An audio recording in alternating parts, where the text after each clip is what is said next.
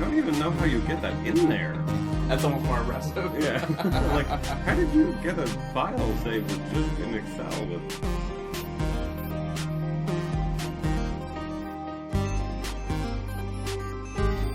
Hello and welcome to the Pens&Pixels podcast. I'm your host, Cal G. And to my left is the coordinator extraordinaire, Mike Kemp. The podcast is the place to come to if you want to hear about the art and news of video games, comics, and movies that week. And talk about that. Mike, we got none of that this week. No, we don't. Yes, housekeeping, Mike. Yeah, just going to keep repeating this out there to everyone to join in February 4th for the Schoolism live workshop, which is going to host Ryan Lang and Nathan Fox, two really incredible artists. A lot of people have been questioning what the workshop is supposed to be exactly. So a quick breakdown to those of you who have been mulling it over in your head. It's a all-day workshop with both of the artists. They take you through a lesson. They show you some of the concept work that you have never seen before. A lot of the content they show is actually like stuff that's on NDA. Like they ask you very much, like put your phones away, don't take pictures, or we get fired. So you get to see classified shit. Yeah, it's really cool. You actually get to see some of the shit behind the scenes, and you're like, not make it in. This is like the FBI of art. And you get to sit, and they do a lesson, and they show you the work, and they talk about what it's like in industry. Sometimes they even share how they got in, or other ways that you could do it yourself. And that'll last until about 5 o'clock, and then there's an event afterwards for students and industry guests to sit and have drinks with everyone. But tickets are $45. I highly suggest you come in. If you're in Montreal or Toronto, I know that Schoolism just recently either rescheduled or canceled their Toronto and Montreal shows. So we're currently the only one having one. Ooh. Out of the three cities. So if you're exclusive. If you were excited to go to Schoolism and you want to join in, make the trip down, join us. It's going to be a really great experience. So, yeah, then the links are on the Facebook page and Twitter account if you need to buy a ticket online. The X-Files of art, and we're Mulder and Scully. No, Ryan Lang is he's probably the Mulder. Yeah. And Nathan Fox is Scully. Actually, I'll put it the other way around. No, you're right. Yeah. Because like Nathan Fox art, like his Doctor Strange stuff was so good. Mm. Like you love those weapons they had in Doctor Strange. Yes. He had a better version. Oh. In his concept art, he had it where it was like warped space, right? But it was smoky. Yeah. He got rid of the smoke part of it. It was just warped space, and every time they slashed, it was like warping reality, like it split it a little bit. So it almost looked like it was like... It was like a segment of warped, broken reality, and every time they slashed with it, it would break and warp reality, like as it was like liquefying and pulling That's it. That's fucking dope. It's so good. That's really cool. Yeah, and I told you about the Impossible Triangle one that he made to lock someone in and shit. He's got the art up actually on his Facebook page with some of the stuff he didn't show. The whole thing, I'm like, why isn't this all in there? Why wasn't this in there? I bet it was because, remember the director said that like there were a lot of concepts they had that they thought would be too confusing? Yeah. I bet that's probably one of them, right? Well, he had this one shot he did. So, the battle that I felt was really anticlimactic in Doctor Strange was the astral projection battle. They just ended up wrestling in the astral plane over top of the fucking body. Right, okay, yeah. Like, what the fuck?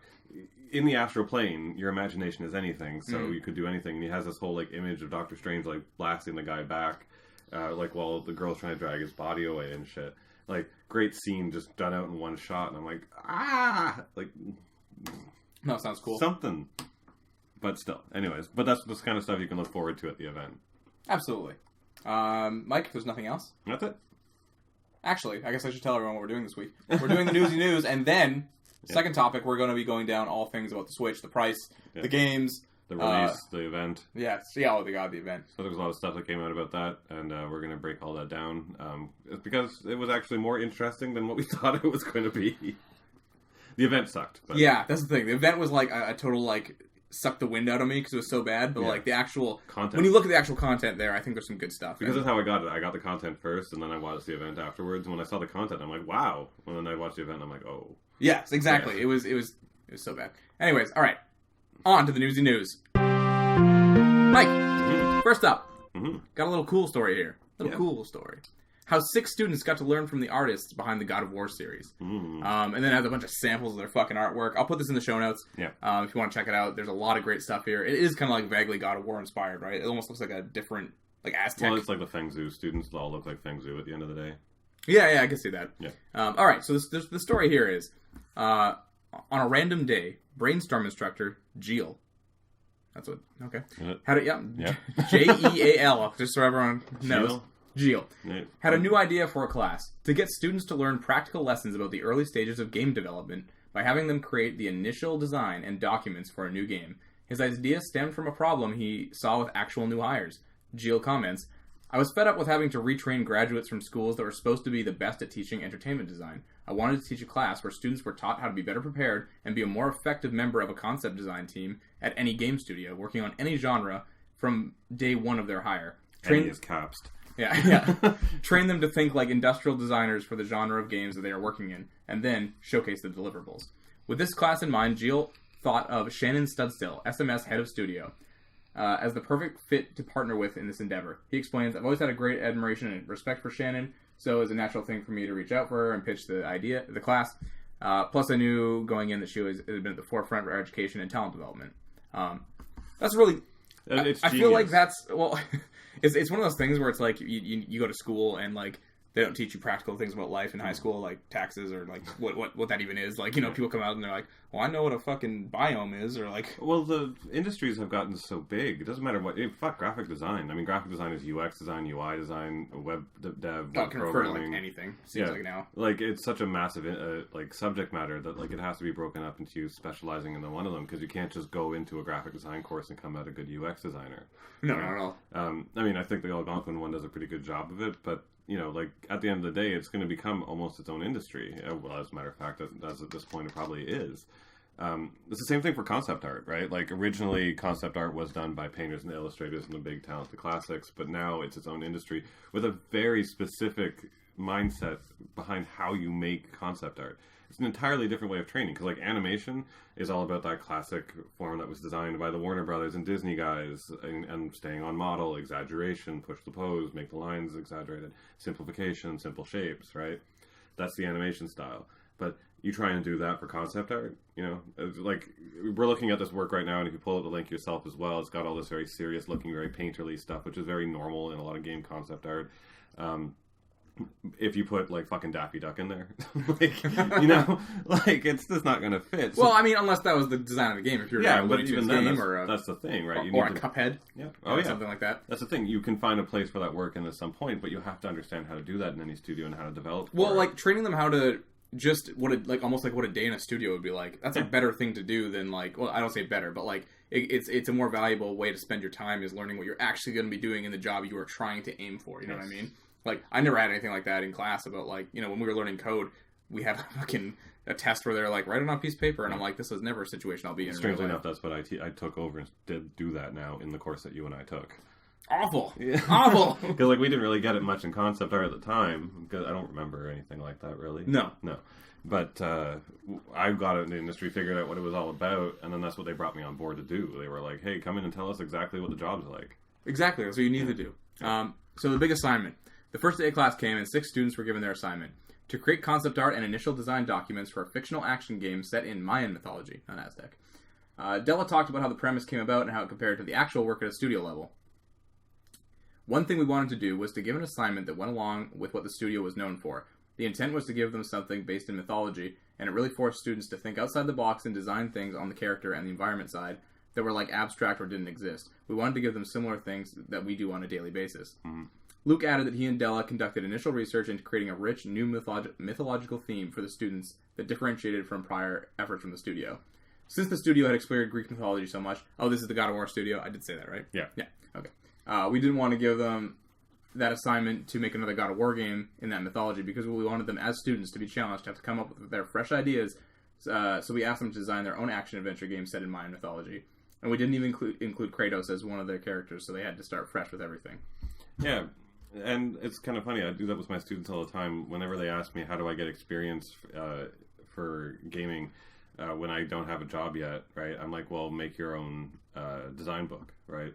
Design out a game. Even if it's just the characters and a couple of environments, do it. And then they think they have to do, like, finished pieces, and they're like, this is describing... And I'm like, no, you did 4 fucking paintings. This is not a design breakdown.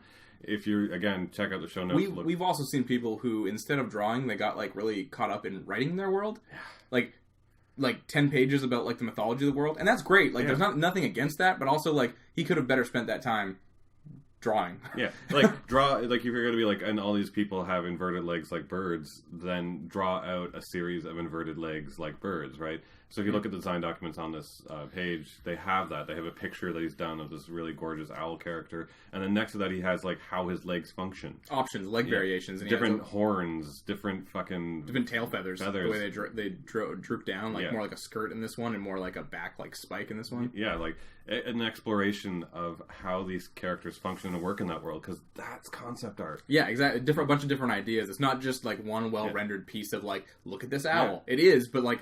And then he has on the side here, like, here's, like, 9 different ways his wings could be. Yeah. You know, like, it's cool little things like that. And how they move, too. Like, it's not just, like, in this one pose. Like, some of the great moments in fucking movies and games and stuff is like, oh my god, did you see that scene where, like, again, going back to this exact shot of this owl guy, I love how he's done his wings in this great curl that's coming around, and they're really full and plumey, like an owl's, because owl's wings are really long and thick. You know, he's done that and explored the movement and the shape and the form, what they look like when they flap, and how he would look like when he flies, and what he looks like when he lands.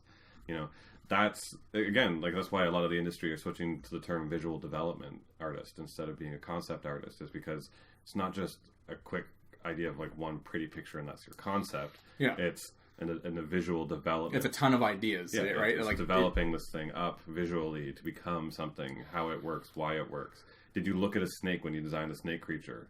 If you didn't, you probably didn't make it look a lot like a snake. Yeah. Well, I mean, snakes are just scale ropes, but like, but like the positioning of it, you mean, right? Like this thing is very much arched, like how like a rattlesnake would come back around. Right? Yeah, like, but that's the thing. Positioning like, of it. Yeah. In my head, I can see that, but I need to look at it before I go. Like, right, when a snake is like about to either strike, and I'm looking for that pull and weight in the back of its head, I'm gonna go look at a snake doing that. The snake thing is super dope too, because when it opens its mouth, it's like it's way more snake-like. It has that actually, like you said before, the Guillermo del Toro. It's the Del Toro Blade 2 vampire thing, where they open their mouth, and but the other one, when it's more closed up, it reminds me of one of those colorful praying mantises, or like a fucking. This is very Del Toro inspired too, though, because like even as the top snake version there, like that's the fucking oracle at the end of the Golden Army for.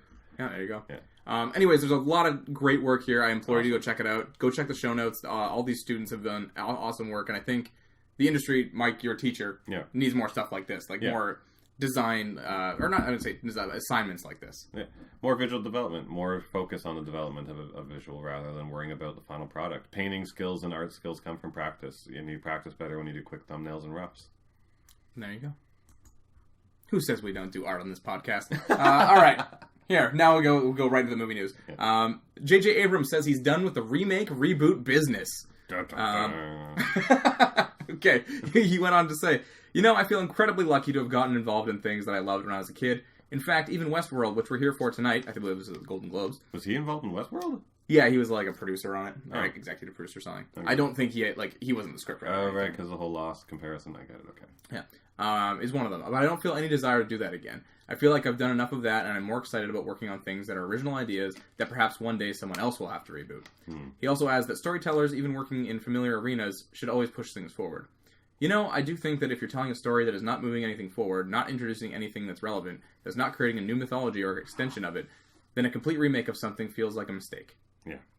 I mean, it's kind of like my thought process over hearing that news was, first I was like, oh, good, because I do want, because JJ's like, oh, JJ's our life, he saved all our franchises, great, but also I don't want nothing but J.J. Abrams Star Wars and Star Trek movies. I want to see other, like, I'm afraid of what people will do to fuck it up, because there's obviously a good chance they're all going to do that, but I want to have other people take a stab at it, because, like, you never know what director comes along and saves it. But, at the same time, I kind of just, like, would like him to keep safe and keep bringing my wonderful franchises back. All that being said, I would be interested in seeing JJ come up with some new original material, because his stuff has never really been anything all that. Lost was original, and that was his. Lost was original. I want to say Super 8's original, but it's kind of not. It's very much a Spielbergian movie. Like, well, even has a lot of beats like that. That was Spielberg involved with it, and it came off with Spielberg. Did he even get Spielberg involved in it? Yeah, it was Spielberg involved in it. Oh, was it? Totally? Yeah, okay. Yeah. I just knew it was kind of like his love letter to Spielberg movies, and it totally came across that way. It was fucking E.T. Yeah, it kind of was. That's the thing, yeah. And it's not a remake, like it's not a remake or reboot in the same sense, but it wasn't as great. I'm just like thinking it was like JJ's claim to fame are all on him jumping into franchises at the end of the day. He was behind Cloverfield, the first one anyways. I don't know how much he had to do the second one. He produced it. His company did. That's the thing. When people say producing, I never know how much involvement that means. It could be so little. Yeah, it could be nothing, or it could be totally involved in doing stuff. It's executive producer. That's usually when they're like just on the title. They're not involved in any massive way. Yeah, they were like. Yeah, like I think Jeff Johns is executive producer for like the DCEU, like the entire. Yeah, he got executive producer credit for one of the ones he didn't even touch. Yeah, because he's like in charge of that whole world now, right? So yeah, if he had a touch in it or somewhere, Yeah, they're just going to put his name in it and say like he had some influence. But I want this whole world of his to change into releasing original titles. But then, as my point is like, what I've loved of J.J. Abrams, I've noticed is really at the end him being really good at reinventing the wheel, basically. Yeah, doing things with old franchises that you loved. Does he have the capacity? Has he ever wowed me with his original content? And I can't say I know of anything. I'm not even remembering it. That's the thing. Yeah. I like the sentiment behind that, but I do like the sentiment behind that, because he even says, like, you're not pushing things forward and stuff, like, what's the point? Like, that's the thing. And I get that, because if you're just doing, like, the Total Recall remake... That was totally useless. It was a worse film overall, and it was totally like, why'd you make this? Like, that kind of thing. Or wasn't there another one, too, recently, where there was, like, it was like a a shot-for-shot remake? Something. There was something recently. There's also, they did it with Psycho, with Vince Vaughn and stuff, and it was like, you didn't even really need to make this, No. But that's the thing, too, is, like, I also don't want all my remakes to be J.J. Abrams-y. Because, like, he has a thing. Like, you can put Star Wars Force Awakens next to Star Trek, the new one, and they have a tone. J.J. Abrams got a flavor. He has a flavor to his films. Like Joss Whedon, same thing. Like when Joss Whedon makes a film or a show, it's a Joss Whedon show, right? And I like that stuff. But at least with Joss Whedon, he's like, okay, I'm out of this. I'm going to work on my own content. Like I'm going to do Buffy and Angel, and then he's like, I'm going to do this, this, and this, and this. But it always tastes like Joss Whedon, but something new. J.J. Abrams is on everything, in everything, doing everything, and I don't want like my fucking Blade Runner to be a J.J. Abrams movie. Well, it's not. We can rest easy with that one. Yes, I know. But I know that's what I mean. Like, yeah, no, I understand. They probably would have tossed JJ at it if he had wanted to do it. I bet everyone wants to toss JJ at everything right now. Yeah. I bet. Next up, the Uncharted movie is officially underway. The director, what's his face? Joe Carnahan. He said, done and dusted, now the real work begins. If there's a monstrously cool action script in Hollywood right now, I want to read it, because this thing's a beast. Did, what's his name write it? Druckmann? No, I don't think he has much involvement in this at all. Really?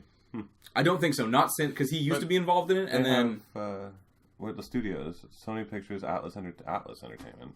Producer Atlas Entertainment. Producer at Rad Productions. That's weird. Studio Sony Pictures. They're not even crediting to Naughty Dog.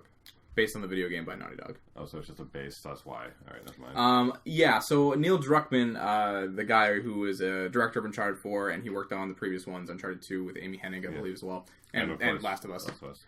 He commented a little while ago, probably a couple months ago at this point, but he did say that like the Last of Us script is dead right now, and I haven't heard anything about Uncharted. And then shortly after he said that, it got announced that Uncharted was being given to Joe Carnahan, but we didn't hear anything from Neil Druckmann at that point. So. This might be maybe he got handed a script that had some of Neil's DNA in it, some of his handwriting in it, or, whatever. He could be a writer or a co-something on it. Yeah, I'm sure he had some sort of input in it, but... Do you think that might spell out that... Because, like, if... Druckmann was working hardcore on making Last of Us into a movie. Like, he was talking about that a lot. Like, he wouldn't... I mean, he kept the secret for The Last of Us 2 pretty well guarded, but he was talking about the movie pretty openly. For a couple of months there, or maybe probably a year. Almost a year. But then suddenly, like very, very suddenly, it's like not happening. Mm-hmm. No, like, oh, this is dwindling, or it's in trouble. Well, we didn't hear about it for a while, and then it was development hell all of a sudden. And then now with Uncharted as well, he was supposed to be involved. Because I remember hearing about that, and then he kind of drops out. Do you think he's not enjoying? He probably got into the film world and was like, oh, yeah. He got tempted. He was like, ooh, film. And then he's like, no, not film. Yeah, not film. Because, like, in I'm games, sure I get to write my own shit. And then in film, he gets in and they're like, no, fucking giant spiders and the Thanagarian snare beast. That's the thing. I bet there's a lot more meddling in Hollywood. Not to say there isn't any meddling in video games. Oh, I'm sure there is. But someone like Naughty Dog has made such high-quality content over the years that I'm sure that Sony meddles very little. They're probably just like, just do your thing. It's fine. Like, everyone will love it, They know talented people are in charge of that studio. Whereas, when you're in Hollywood, there's some man there being like, giant spider. You need to have it in the third act of Nathan Drake, or whatever the fuck's happening. You're gonna wrestle some polar bears. Yeah, or we need to have fucking Mark Wahlberg be Nathan Drake and all that shit. That was a rumor for a while. Did you see that? No, I know. That's fucked. It's a fucked up choice. Yeah, that's not good. No. And I like Mark Wahlberg. I think he's fine, but like. It's funny how many times whenever a video game role comes up for that kind of boisterous character that the first option that you want to run to is Nathan Fillion. Every time. Nathan Fillion. Nathan Fillion also kind of looks like Nathan Drake. He looks like an older Nathan Drake. That's the thing. As he's human, I always feel bad, but because he's getting older, he's looking older, he's too old for the roles now. Yeah. But he was always the perfect choice to cast as like every single favorable, lovable bad boy. Yeah. He would have been a great Nathan Drake 10 years ago. Yeah. That movie got out of the ground then. That's the thing about Firefly. Everyone's like, bring back Firefly, and then they come back and they're like on canes. They could just write into the story. They went through a fucking space. It's like, what is it? That fucking bad movie with Sean Connery, League of Extraordinary Gentlemen. Oh, yeah. And they're like, he's punching stuff, and you're like, with what? Dust? Hey, I'm sure he was very winded after those scenes. He tried very hard. Yeah, I'll give it to him. He still could kind of carry a movie-ish. Was that the last thing he was in? It's the last thing I remember seeing him in. Yeah, I don't know. That killed his career. No, it's Sean Connery. All right, next up. Superhero shit. Green Lantern Corps gets David Goyer to write and produce. Jeff Johns and John Berg are executive producing. It's an origin story. It's being quoted as a lethal weapon in space. Hal Jordan and Jon Stewart buddy movie. That's kind of weird, but sure. I love that. Co-writer is Justin Rhodes. I didn't see that before. This is an updated story. So let's first take a look at Justin Rhodes' filmography. Good guy. I've never heard of any of these things. I've heard of Nocturne as a short. I would never have. Yeah. Sorry for the audience. He's done Home, which is a short film. Nocturne, which is a short film.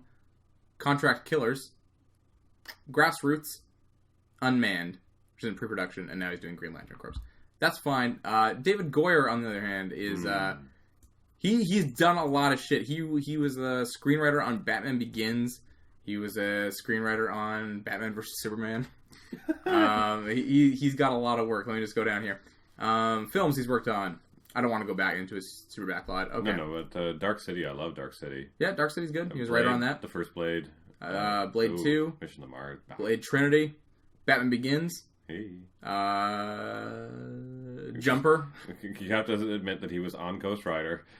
Well, he executive produced it. I'm looking at his writing credits. Jumper. That's that stupid one with the guy from...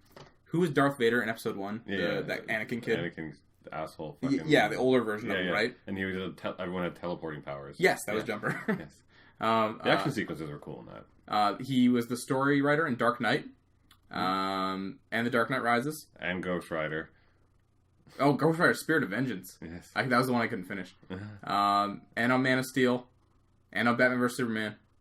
And now on Green Lantern Corps. He's very 50-50. Because every as you go down this list, like Dark City, yay. Blade 1, yay. The Mission to Mars, oh. Blade 2, Blade Trinity, Batman Begins, yay. Ghost Rider, Jumper, The Dark Knight, yay. Mm-hmm. Then, Ghost Rider, Spirit of Vengeance. Actually, he's an executive producer on everything that sucks. Yeah, you're right, he is. Yeah. Okay, so what I've heard about David Goyer is that he, left to his own devices, he's not that great. But when he has a co-writer, which he does in this case, apparently he gets reined in and writes good scripts like The Dark Knight and stuff like that. Is what I've heard. That's been the rumors about him. I've heard the same thing. I've been going... when I heard David Goyer, I know I've heard the name before. I wanted to see where I learned it from. Let's go down the list of what David Goyer has been saying over the last couple of years. Right before we hit that, though... oh, yeah, you're right. The concept of the actual Green Lantern movie, as it stands, did you like that? Yeah. Maybe that was hesitant, though. Yeah. I do. I'm just it's weird super that excited. It's weird that they're doing Hal Jordan and Jon Stewart to me, and it's going to be a buddy movie. I would have thought Gardner and... that would have been kind of cute. The other guy, that would have been way more Lethal Weapon, because Guy Gardner would have done the fucking Mel Gibson role kind of. Yeah, they remind me of buddies more. And one of them's kind of unhinged, and one of them is a military kind of much more courageous, kind of guy, heroic type. You're right, that would have been a better duo. Yeah, that's what I was thinking. But I think that those two are the I know Green Lantern's not a huge name, but like if you know the names, those are probably the two, because Jon Stewart was the guy who was in Justice League Unlimited, right? And they are better known both together, so I understand the brand equity for it. Plus, I like both of those Lanterns more. Guy Gardner is just like, I never really liked him as a Green Lantern that much. Kyle Rayner, is that the other one? That was the one that replaced all of them when they, as I quote in the air, died. But I'm just super excited because if Jeff Johns, as he's now gotten his fingers into the pie, finally gets his hands on a Green Lantern movie, the man did Darkest Night. He did the greatest Green Lantern series that reinvented the Green Lantern series ever, and he was the pivotal man behind it. If he can sit back and just like sit there kind of spouting out fonts of Green Lantern wisdom at these guys, I have so much hope that this is going to turn out good. You and I are both very big proponents of the fact that like Green Lantern could be its own movie franchise with the amount of like lore and universe behind just Green Lantern itself. Fuck the rest of the DC universe. Yeah, like Green Lantern could have a 10 series of movies where they could even do it as part of the continuity and just say it's in the same universe. But the sheer fact that they're like 10 billion light years on the other side of the fucking galaxy, they could just be like, well, we're not getting to Earth anytime soon. Yeah. So like, you know, they'd be like that whole like, well, they're just like, why didn't they do anything? Well, it's like a 25-year journey the other way. Like, well, he's very uncreative with his ring powers. It's going to take him a while to get here. He just conjured a horse. Could be a rocket, could be a bubble he floats in, but no, he conjured a horse. I don't know what he's doing over there. All the Green Lanterns like land on the planet when like the Guardians summon them, and they're all like floating down in this grand moment, and they're just like, where the fuck is fucking Hal Jordan? They pull up a globe, and he's just like on this horse in the middle of like black space. Yeah, take him out. Fucking humans. Like, anyways, yeah. So I have a ton of hope for the Green Lantern movie. I think it actually has a potential to be like one of the coolest things. Oh, because it's based on the greatest, and I mean, yeah, there's greater characters in DC for sure that are great, but the Green Lantern world is got the most mass appeal. I described out what the Green Lanterns were into Judge when he just knew rings and green guy. Sure, yeah. Like that was it. But when I described out what Green Lantern was, I'm like intergalactic police officer, who travels the entire universe, you know, goes to every planet you could possibly think of. The Lantern Corps is made of every alien on the, like, it's like Star Trek on steroids. Yeah. And he was just like, this sounds amazing. And then the movie came out and we're like, oh. Yeah, and like there's so much cool stuff to pull from. Imagine they tied it in with the DCU and they did a Blackest Night thing in a couple of years. God, how fucking cool would that be? So good. They could do Atrocitus. They could do well, even getting Sinestro correctly. Yeah, Sinestro. Yeah, exactly. Like the whole Sinestro core, because like Sinestro's whole like fear-based thing for his yellow ring came up earlier before the whole emotional spectrum thing came in, right? And then he was never. Well, he was still an intimidating foe, but he was not what he was until he got his core together. And the core was running around being like serial killers to elicit fear in the universe, and each one had a weird fucking way of wanting to do it. Like, one is obsessed with kidnapping children from, like, Green Lantern, so it'll kill the parents and then take the children and stick it in her sack on her back. Oh, my God. And then, like, that makes all the Green Lanterns terrified of having children because she'll come and hunt and take them away. Fucking, okay. Like, that's dark. And that's how she spreads fear in the universe, because her light is fear, right? But there's a whole bunch of them like this. You know, that's fucking awesome. Yeah. Yeah, Green Lantern's so cool. So cool. It's amazing to me that they couldn't get the 2010 one to work. No. Anyway. And Blackest Night was finished by that fucking movie. Like, you had the content. Yeah, like, that's the thing. You could do a lot of cool stuff. Open the fucking book. Anyways. It's all Lantern shit. Anyways, yeah, me and Mike are very hopeful for the Green Lantern movie. Hopefully that works out. Yeah. Let's look into David Goyer's past. Just so we can make fun of him next time he gets brought up. Yeah. Okay, so... Is he our new Shane Black? Yeah, but he like, Shane Black is, like, lovable, like, fun. David Goyer said some fucking shit about a guy who writes about comic books for a living. She-Hulk was created as a sexy sex object for the Hulk to sex up. Here's what he said. The Hulk was this classic male power fantasy. It's like most of the people reading comic books were like me, and they were just little kids getting the shit kicked out of them every day. So then they created She-Hulk, right? Who was still smart. I think She-Hulk is the chick that you could fuck if you were Hulk. You know what I'm saying? Holy fuck. She-Hulk was the extension of the male power fantasy. So it's like, if I'm going to be this geek who becomes the Hulk, let's create a giant green porn star that only the Hulk could fuck. They're cousins. First. Yeah. She-Hulk and the Hulk are cousins. I don't think she was created with the intention that she was a giant green porn star. No. And she certainly isn't that in the comics nowadays. It's creating a giant green vagina that the Hulk could bust. Yeah. Okay. Let's go on to this one. Insane. If you've heard of Martian Manhunter, you're a virgin loser. The quote. David Goyers. How many people in the audience have heard of Martian Manhunter? Cheers and applause.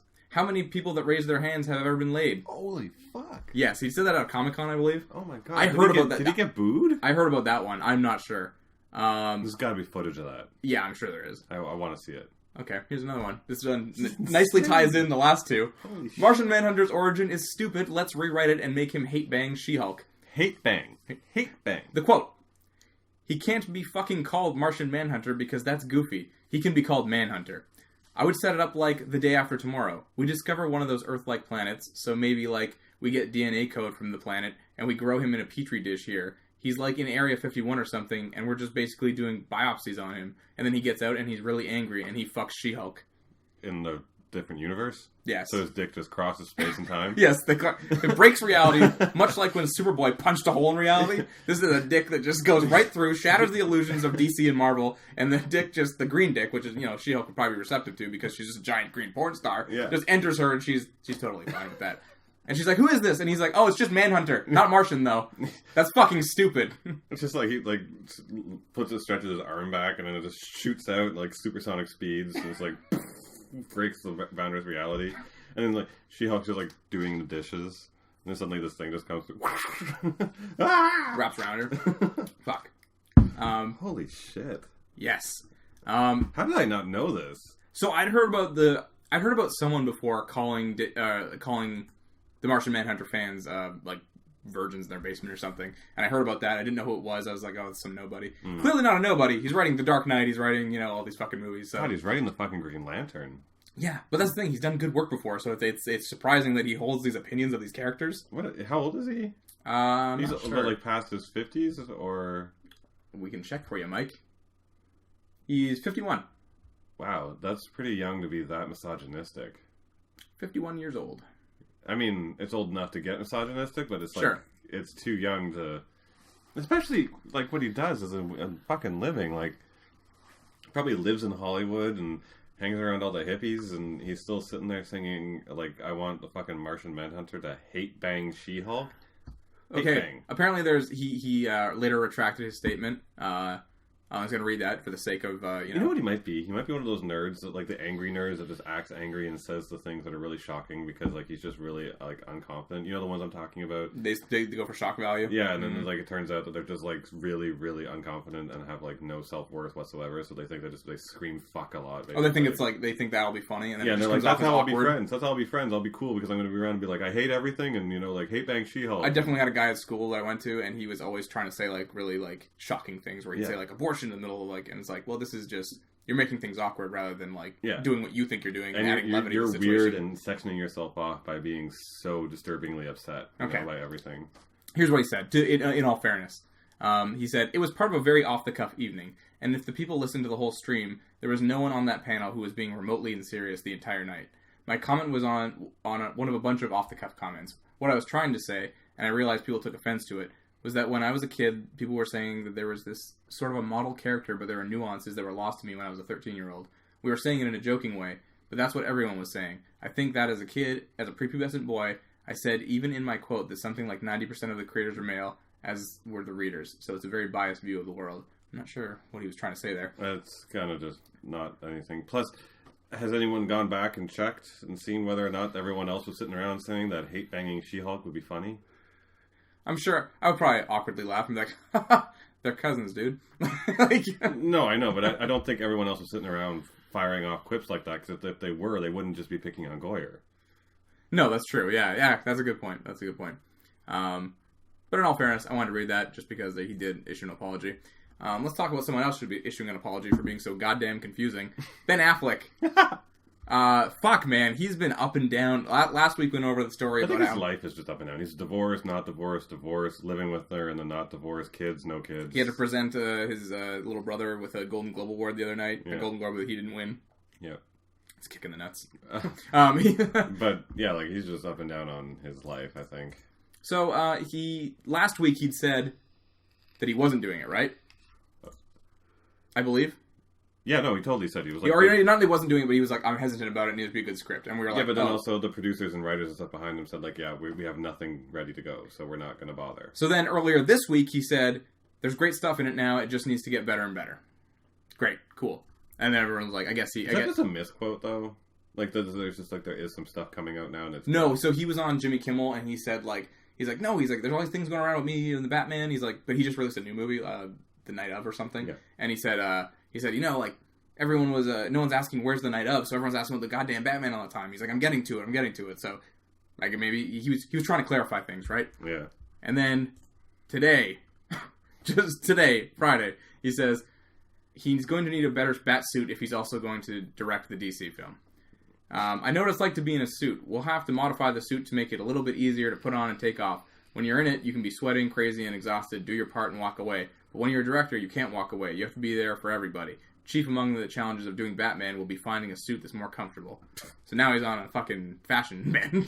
Superhero movies get the level of attention that is nothing like any film I've done. You cast the 14th lead in these movies and the internet goes crazy. I understand and embrace that. That's part of the pressure that comes along with doing it. And that's why I'm not going to do it unless I feel really confident about it.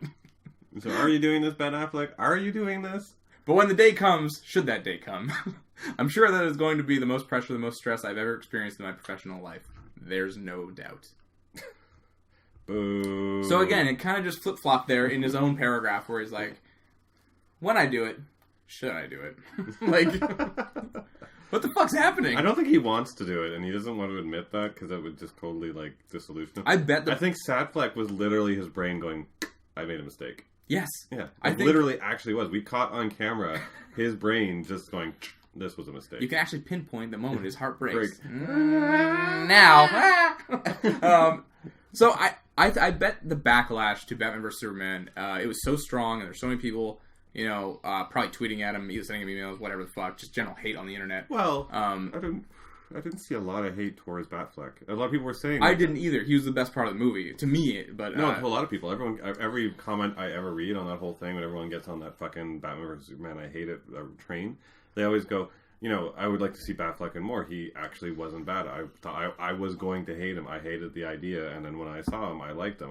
That's the general consensus. I'm sure there's people out there who do hate him with a passion, but yeah, the general consensus is I thought he could do really good in it, and that was the same thing. I got converted into that exact space, so I don't see how he would get bombarded with hate on that. I've seen a lot of hate for Batfleck. I've seen tons. I bet, but even if, let's say he was the golden boy of that movie and then he got no hate, everyone loved his role. Do you still not think there'd be a lot of fear, like him looking around, like, oh fuck, people hate Suicide Squad, people hate it. Oh, like he's just like pulling his like collar, like, what if I make a bad one? Like, I don't know, you know, like there's a lot of risk there, like you said, like.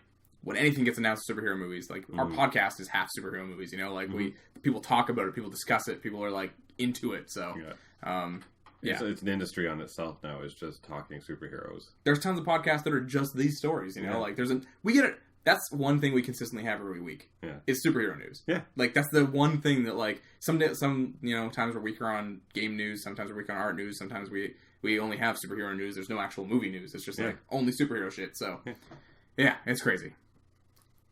The Rock is also crazy. The Rock is going nuts. Rock's great. He's great, though. He said, had a very cool and strategic meeting with the heads of DC about their entire universe. As a hardcore DC fan, to get a real sense of the tonal shifts and developments coming in these future movies has me fired up. Something we as DC fans have all been waiting for a very long time. Hope, optimism, and fun. Even when talking about one of the most ruthless villain anti-hero of all time finally coming to life. Prepare yourselves, DC Universe.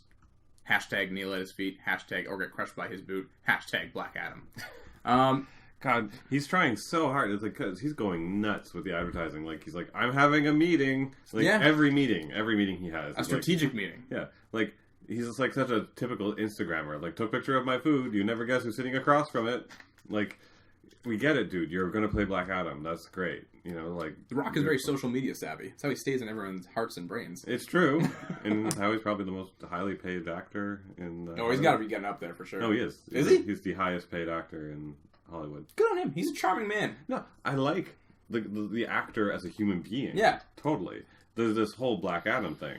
It's just like... Well, it's like me with my event. Like it. Come by, please, buy, come, please. I always come at that from like a fairly cynical point of view. I'm like, he's on social media a lot. He posts all the time. I get it. So he could just be one of those kinds of people. Is this DC's in a contract somewhere being like, please post about this, please say it's good, please, you know, all this shit?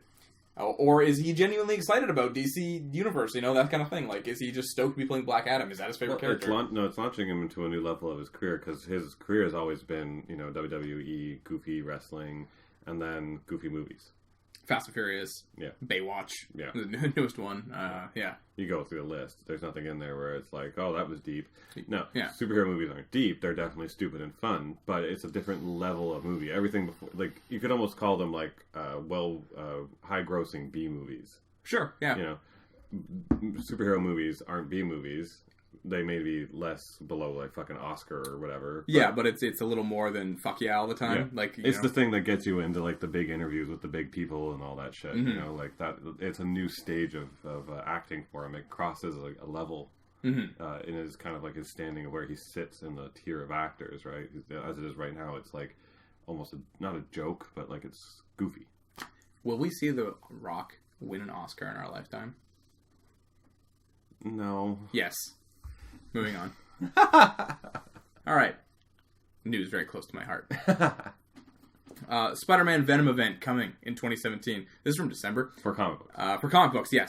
And it says, the biggest Venom story in 10 years, which I can believe because they haven't been treating him well for a long time. Yeah. So this is the new Venom? This is the new Venom. It's going to be starting with issue 4, and issue 3 is out next month. So that'll be... Or not this month, so that'll be February. This event's going to start February or March. There's no details about it. It just says, I can say we have plans for Eddie Brock. I can't say what they are, but stay tuned. Blah, blah, blah. This new Venom run has been odd. It's Venom on a new host. Mm-hmm. The host is the bad guy, but Venom wants to be the good guy after he's been a good guy on Flash and the space and all that stuff.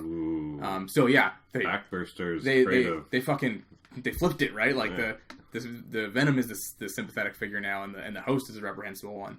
I like it more in concept than execution. The art is beautiful in those comics, but the story is leaving something to be desired. That being said, it's only 2 issues deep. It could get better.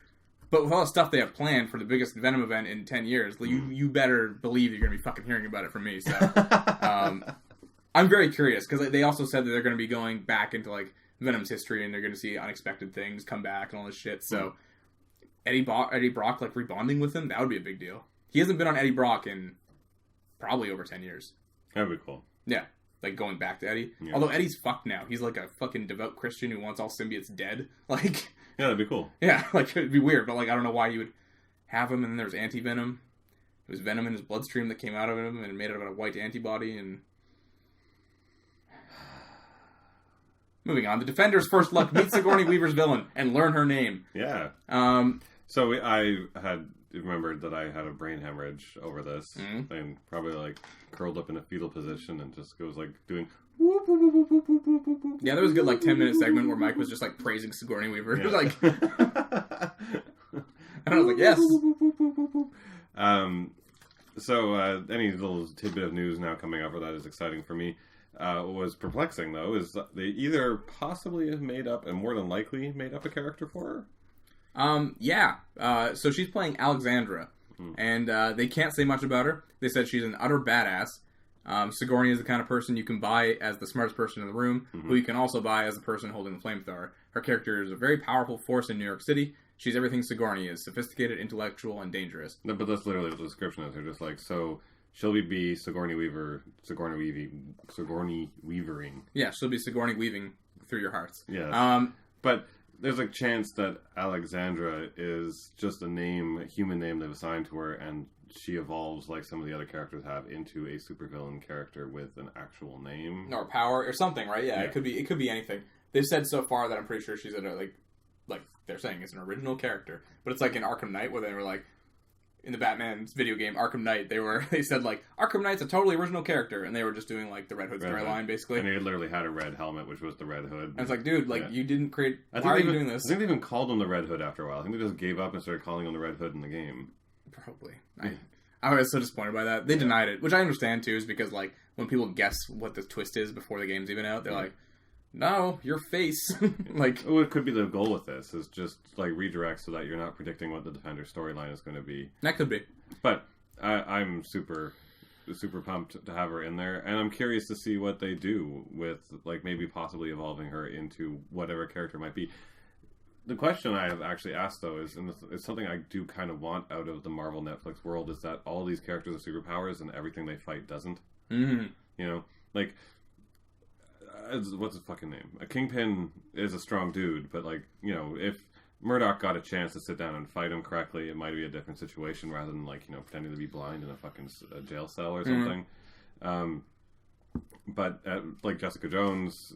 not Jessica Jones had a power. There was a power to fight there. At least that's true, yeah.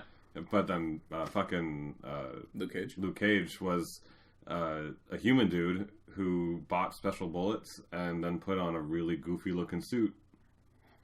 Is that what happened in the show? The last fight was like a superhero, like a Superman fight. It was him fighting the black friend of his that was the bad guy at the end. And he put on a suit, and it was the dumbest looking thing you've ever seen. That gave him the strength and ability to fight Luke Cage equally in a street fight. Cool. I was very unimpressed with the climax of that series. So, for now, blah, blah, Alexandra is sitting high above the New York skyline, dressed in angelic, a rabbit in a snowstorm white, and looking up at someone or something. She has no code name and no comic book history, but Ramirez teases that she brings an intellectual sophistication that matches former big bads like Daredevil's Wilson Fisk. So she might be just human. Maybe she's an actual character and they're just doing a redirect. I don't know. Yeah. At the end of the day, literally, they could just be like... They could have named her nothing. They could have been Sigourney Weaver is the bad guy. Her name in the show is Sigourney Weaver. Yeah. And we would have been like, ah! Yeah. Well, yeah. I mean, if she was canon, like Sigourney Weaver in the show, yes. Well, it was a great example. I was watching Finding Dory, and when they're running around at the... Have you seen Finding Dory? No. Oh. Okay, so there's this aquatic research lab they get to, which is like an aquarium to help sick fish and all that. And it's got like a voiced over PA system that has like a automated narration. And it's just it's Sigourney Weaver's voice. And it's just like, I'm Sigourney Weaver at the end of like every sentence that she's talking. But every single time you do that, you're like, Sigourney Weaver. Oh my god, that's great. Yeah. Next up, video game news. Yeah. Game Informer's Andrew Reiner on the alleged Half-Life 3 prototypes. So... He's been putting this interview together since November 2014. Apparently, he's been poking around with ex-Valve developers, asking questions, saying this, like, hey, was Half-Life 3 ever a thing? Was it ever being made? Was it, anything? Okay, there's a lot to dig into here. Let's see how much we can take this seriously if it's real, though. Well, that's the thing. It's unverified. But the Game Informer, I'm assuming he's not, like, tickling our balls on this one, being like, well, yes, I know all about Half-Life 3. And these, it sounds like, again, these were prototypes that had happened. All right. I began working on this article November 18th, 2014. I aimed to talk as many Valve employees as I could, but I knew the story needed two pieces. An interview with Gabe Newell, the founder of Valve, and information on what the hell was going on with Half-Life 3. Fun fact, whenever Game Informer teases a new cover announcement, Half-Life 3 is almost always one of the first guesses. This guess is now made mostly in jest, but for years people thought we would break that story. On my first day of actively working on my piece, I sent emails to 20 or 30 people. Roughly 70% were still employed by Valve, and the remainder had either left the company or worked with it on Half-Life related titles. I had a good feeling about getting a lead. Someone would talk. They always do. I just needed one person to open up. The first response I received from a person who worked on Half-Life's episodic content yet didn't want to be named, said, no comment. Minutes later, I received an email that said, good luck with the story. Out of respect to my friends and family at Valve, it wouldn't be right for me to say anything. Sorry. In the months that followed in early 2015, I reached out to another dozen plus people. Again, received nothing but rejection or silence. Blah, blah, blah. They make so much fucking press off of just not denying, or they're just not admitting they're not working on it. Saying nothing. That's the thing. They're not saying one way or another, right? Mm-hmm. One source wasn't enough. I needed more people to verify what was said. What did he say? The person said they could talk to me for 30 minutes. They wanted to remain anonymous. The interview was a real eye-opener. This person didn't hold it back from discussing anything. I finally had the lead I needed for some framework of the story. Even with my approval, take with what is said with a grain of salt, unless other Valve employees come forward and say, yes, that all this is true, or this part is a little off, here's what really happened. We won't know until just won't know the validity of what was said. Everyone wants Gordon Freeman's story to continue. People want the series to reach the number 3, either as an episode or a full-fledged sequel. How real are those chances? There is no such thing as Half-Life 3. Valve has never announced a Half-Life 3. The closest they've come is after Half-Life 2, they said there would be 3 episodes. We only got 2 of those. This is arguably an unfulfilled promise. Anything else we might think about as a full game or sequel has never been promised. I only mention that because sometimes it's frustrating when people sort of assume or have wishful thinking about the future. Because they want to speak out about the future, the fantasy starts to become real in their minds, even though they have a completely different form on the developer side. Half-Life 2 ended with a cliffhanger, right? Yeah. Okay, so it's not completely unreasonable for people to think that there's a Half-Life 3.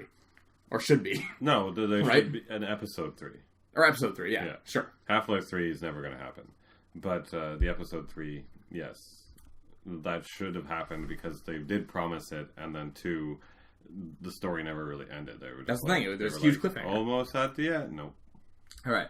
So they actually came close to making it happen. Imagine you are a game developer and you manage to get a job at Valve. You go through the interview process, talk to a whole lot of people, and nobody vetoes you. You manage to join up. Let's pretend it's 2010. You join the studio. It's almost like a university up there. At some point you think to yourself, okay, I'm inside Valve. I can start asking questions like, what's going on with Half-Life? The person you were talking to is probably going to say, I'm not really worried about that right now. I need to get another game out. You should talk to this person or that person. What other game? Yeah. Dota. Time goes by and maybe eventually you start a developer relationship with someone and you can give access to some of those people. You talk to them and learn people may be tinkering with some things, but most of the stuff is already dead or going nowhere. Maybe the group is 5 or 8 people, and there are people 5 doors down that may be cynical that is going on at all. You can find every flavor of sensibility along the spectrum in that studio about the game's development. Yeah, it's because of how they fucking run the studio. And their little fucking pods, like there could be 5 people there, and they're like, I don't want to be on that. I'm going to roll my desk over here. We're making Portal 3 today. Mm-hmm. Very good, very good. They come back next day, like, we're making macaroni pictures. Oh, excellent. That's your project. We own Steam. It doesn't matter what you do. Yeah, we here at Valve, you just take your desk on wheels and roll it to whatever project you want to work on what day. Literally. Yeah. When they were making episodes for Half-Life 2, that was probably the best and strongest effort that ever happened toward another Half-Life project. You can imagine. It was like, today's the day I'm going to masturbate in the corner, and it just rolls it. How close do you think Half-Life 3 or Episode 3 has come to release? I'm halfway through Dirty Sluts. How'd you know that was the answer to the question? No. I've heard some teams have had 2 or 3 people working on it, and eventually that ran into a wall. Probably because it was 2 or 3 people. Mm. And some teams may have gotten up to 30 or 40 people before it was scrapped. Does Valve owe it to the fans to finish what they started? At least wrap up Half-Life 2? I don't think there will be any more. But at any given moment, they make decisions as they come. If some people within Valve make something that they collectively feel is exciting, then it will happen. It's going to be hard for that to happen now. Every time a Half-Life project gets some gravity and then collapses, it becomes harder for the next one to start up. Because the business changes so much and there are so many other things to do. It just gets harder and harder. It's one of those things that I'll always have to accept. People are going to harass them for more Half-Life. The idea of delivering a 3rd episode of Half-Life 2, that's dead. There's no universe will ever happen. I think there is a universe where a standalone thing could come to fill that hole, though. But that's tough.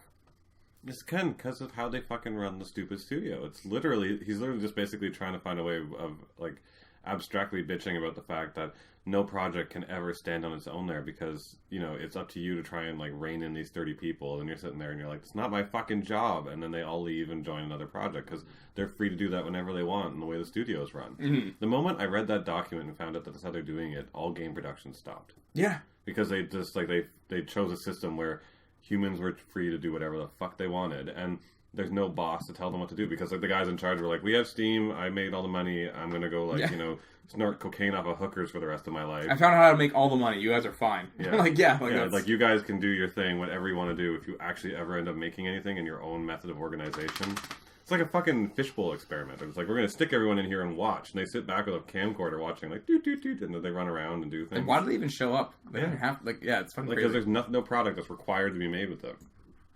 Anyways, that's crazy. Whether that's true or not, like, it sounds totally believable, though. I think it's just good that everyone needs a confirmation that Valve will never produce another game again, and at the same time, you're not getting any fucking Half-Life, Portal 2, or Left 4 Dead. No, that's the thing. That's sad. I love Left 4 Dead. Yeah, Left 4 Dead's my... And Portal is my favorite. Yeah, that's the thing, yeah. Never gonna get. Know what else we never may get, Mike? What? Final Fantasy 15's out-of-bounds unused areas. There's a lot of them. So, yeah, players have been finding ways to glitch into unused parts of the games. Yeah. And there's a huge landscape. Huge unused landscape. The creepiest one I told you about before you hit on any of the ones in the article is I found one where someone found out a way to glitch themselves into swimming in Altissia. So in the game, there's a town that has, like, water riverways. Mm. There is a swim animation and a full swimming functionality in the game. Like, you don't just fall into the universe. You're swimming, because it was included in the original idea for the game. And you can swim over to one of the other areas you couldn't get to across the river where the boats wouldn't go. And when they went up in there, there's a stair to let him get up, and he got up into the space, and there's just people all staring in the same direction. Oh my god. All of their faces, and they're not moving, they're just all staring like they've been hypnotized by, like, an alien super beam. And then they've got, like, it's warped textures, but it looks like burn marks all over their faces. Oh my god. So they're just, like, all these horribly scarred, like, nuclear bomb victims standing there. all staring in the same direction. What part of the story is this? Yeah, that's fucking horrifying. Anyways, it's just this huge unused area. Apparently, it is mostly reused assets from Duscae, but they're done in such a way where it looks like a totally new environment. Yeah. And people are speculating now, widely speculating, is this going to be DLC? Was this just a cut portion of the game? Was it, were they actually going to put it in there, but they decided it was too big, they ran out of time? What do you think, Mike? What do you... I'm assuming this is just cut content, or maybe testing grounds. I don't know why it's still in the game. That's the weird part. Mm-hmm. Like, they should have just chopped this stuff out. Made it impossible to get there. Yeah. But there's the weird. They were pretty messy though. They were really messy. That's what I'm thinking. Like, they were really messy about the game, but that's the weird part about it. That makes it the weird contemplation is that anyone who's played the game, when you open up the map, there's so much detailed map work. Yes. For areas you never get to. Yeah. Like getting into Altissia. That's the thing. You look at the map with such wonder, and then you have one very large area to explore. Yeah. And then all the other rest of it, because you can zoom out on that thing and see all the other continents, and you've never touched those other continents. Now they also have promised massive amount of DLC content for this game, not just multiplayer stuff and things like that. They are going to do whole story adventures with each character, new characters to be introduced, whole new stories, blah blah blah, like big epic, Blood and Wine expansions. Yeah. Right. If that's the case, these environments could just be placeholder sitting stuff that's going to be altered and turned into the actual expansion content. Mm-hmm. It's more than likely what it is. It's just fucking weird it's in there. Yeah. No, I think so too. Next up, Scalebound got fucking canned. It got cancelled. That game was looking shittier and shittier as it was going along anyways. This last showing wasn't great at E3. It had a very boring arrow shooting segment and some dragons. And it was hey, but still, I was excited for it. It was a single-player fucking dragon game. You had to fucking fight alongside a dragon, control a dragon. There was a fucking dragon. We've never had a good dragon game. Never a good dragon game. You had stuff like Panzer Dragoon Saga, where you're flying a dragon technically, but I wanted a game where you're an actual dragon. Yeah, no, not even just actually being a dragon, but having a dragon there. Every dragon game is usually oh, it showed up, now it's gone, and it's called the dragon game, and you're what the fuck? The closest thing to having a dragon on your team was fucking Breath of Fire. Yeah, that's true. Yeah. That's true. Very true. So the game got canceled kind of suddenly. It was very out of nowhere. We hadn't heard from it in a long time, but in your head you're smooth sailing, calm seas, whatever. Mm-hmm. Phil Spencer came out, the head of Xbox, and said, I know we have to take risks. I realize that right now that probably sounds hollow, but I agree. I won't abandon signing independent studio products, but I agree first-party internal studios are critical. He's saying all the right things, but Xbox's future looks quite teetering right now. Shinobi 602, who's a game industry insider, always very insightful and poignant, he said, I like Phil overall, but I feel like this continues to happen. Every time this happens, fans start questioning him in the platform's direction. Phil gives the standard reply, we're committed to games and first party. And you go, okay, phew, thanks Phil. Though that seems to be waning now. Thing is, you need to allow your teams to branch out and take risks creatively. It's how you get a grow brand and ecosystem and new fan bases. This has nothing to do with console wars BS, but Sony does this and it's evident. One of their flagship studios, known for first-person shooters, was allowed to take 5 years to build a post-apocalyptic open-world RPG with a female lead and robot dinosaurs. Another studio, Sony Santa Monica, even though its new initial IP failed, was allowed to radically revamp one of their biggest and most beloved franchises, God of War. Both big risks. Sucker Punch is working on a new IP. Bend is working on a new IP. Naughty Dog took some time to develop a new IP that's arguably their biggest yet. That's how these become successful franchises. Right. Besides Rare, which is basically their new IP testbed through relegated to service-driven games, Turn 10 works on Forza, Black Tusk was turned into a Gears of War factory, and 343 is relegated to Halo. It's just tired at this point. Yes. It's funny, because Nintendo is that, but because their brand equity is so strong from having a childhood connection. Mm-hmm. Nostalgia. Right? Nostalgia, like the Mario, your Zelda, your Metroid, blah, blah, blah. They can do that. But Xbox can't. Other than Halo, there's nothing else in there that has enough brand equity to say they can ride it. Halo, which is waning. Yeah. Gears, which is waning. Mm-hmm. And, like you said, Forza. There's nothing. Coming on the Xbox now, there's nothing, really. In the next year, the biggest games are all weird, multiplayer games that I personally do not want to play. I own an Xbox One. Mm-hmm. And, there's, Sea of Thieves. Fucking great. I don't care. Well, the multiplayer thing is also a waning thing, right? Like, I mean, we saw the death of the MMO, which was everyone said that would never happen. Every game builds itself to be like, we're going to be the one multiplayer game you play and only play, and everyone wants to be Destiny or something, right? Yeah. Very few games get Destiny's player base. Everyone falls off. Yeah. Division. Well, even Destiny. You know, Destiny is a waning player base at the best of times. Everyone wants to be World of Warcraft. It's like the pinnacle. Was in its heyday, it had more people playing that than there was anyone playing any game on the planet. Everyone wants to be the one multiplayer game that you play. Yeah. There's just not room for that. We have Overwatch. We don't need Battleborn. You know, that kind of thing. Like, it's just... I think that other games need to come out and create competition in that universe because, like, I want to see people change and create new things and, like... Because that's the thing. I played World of Warcraft for 5 years, 6 years straight, and by the time at the end of it, I was like, oh my god, I need a new system. And that's when I started playing other MMOs, and I played new ones, and I'm like, oh my god, chain skills, you know, so I actually have to push buttons instead of just being like, 1, 2, 3, 1, 2, 3. That was amazing, and I tried other ones, and the thing was, at the end of the day, it was just World of Warcraft with some button changes.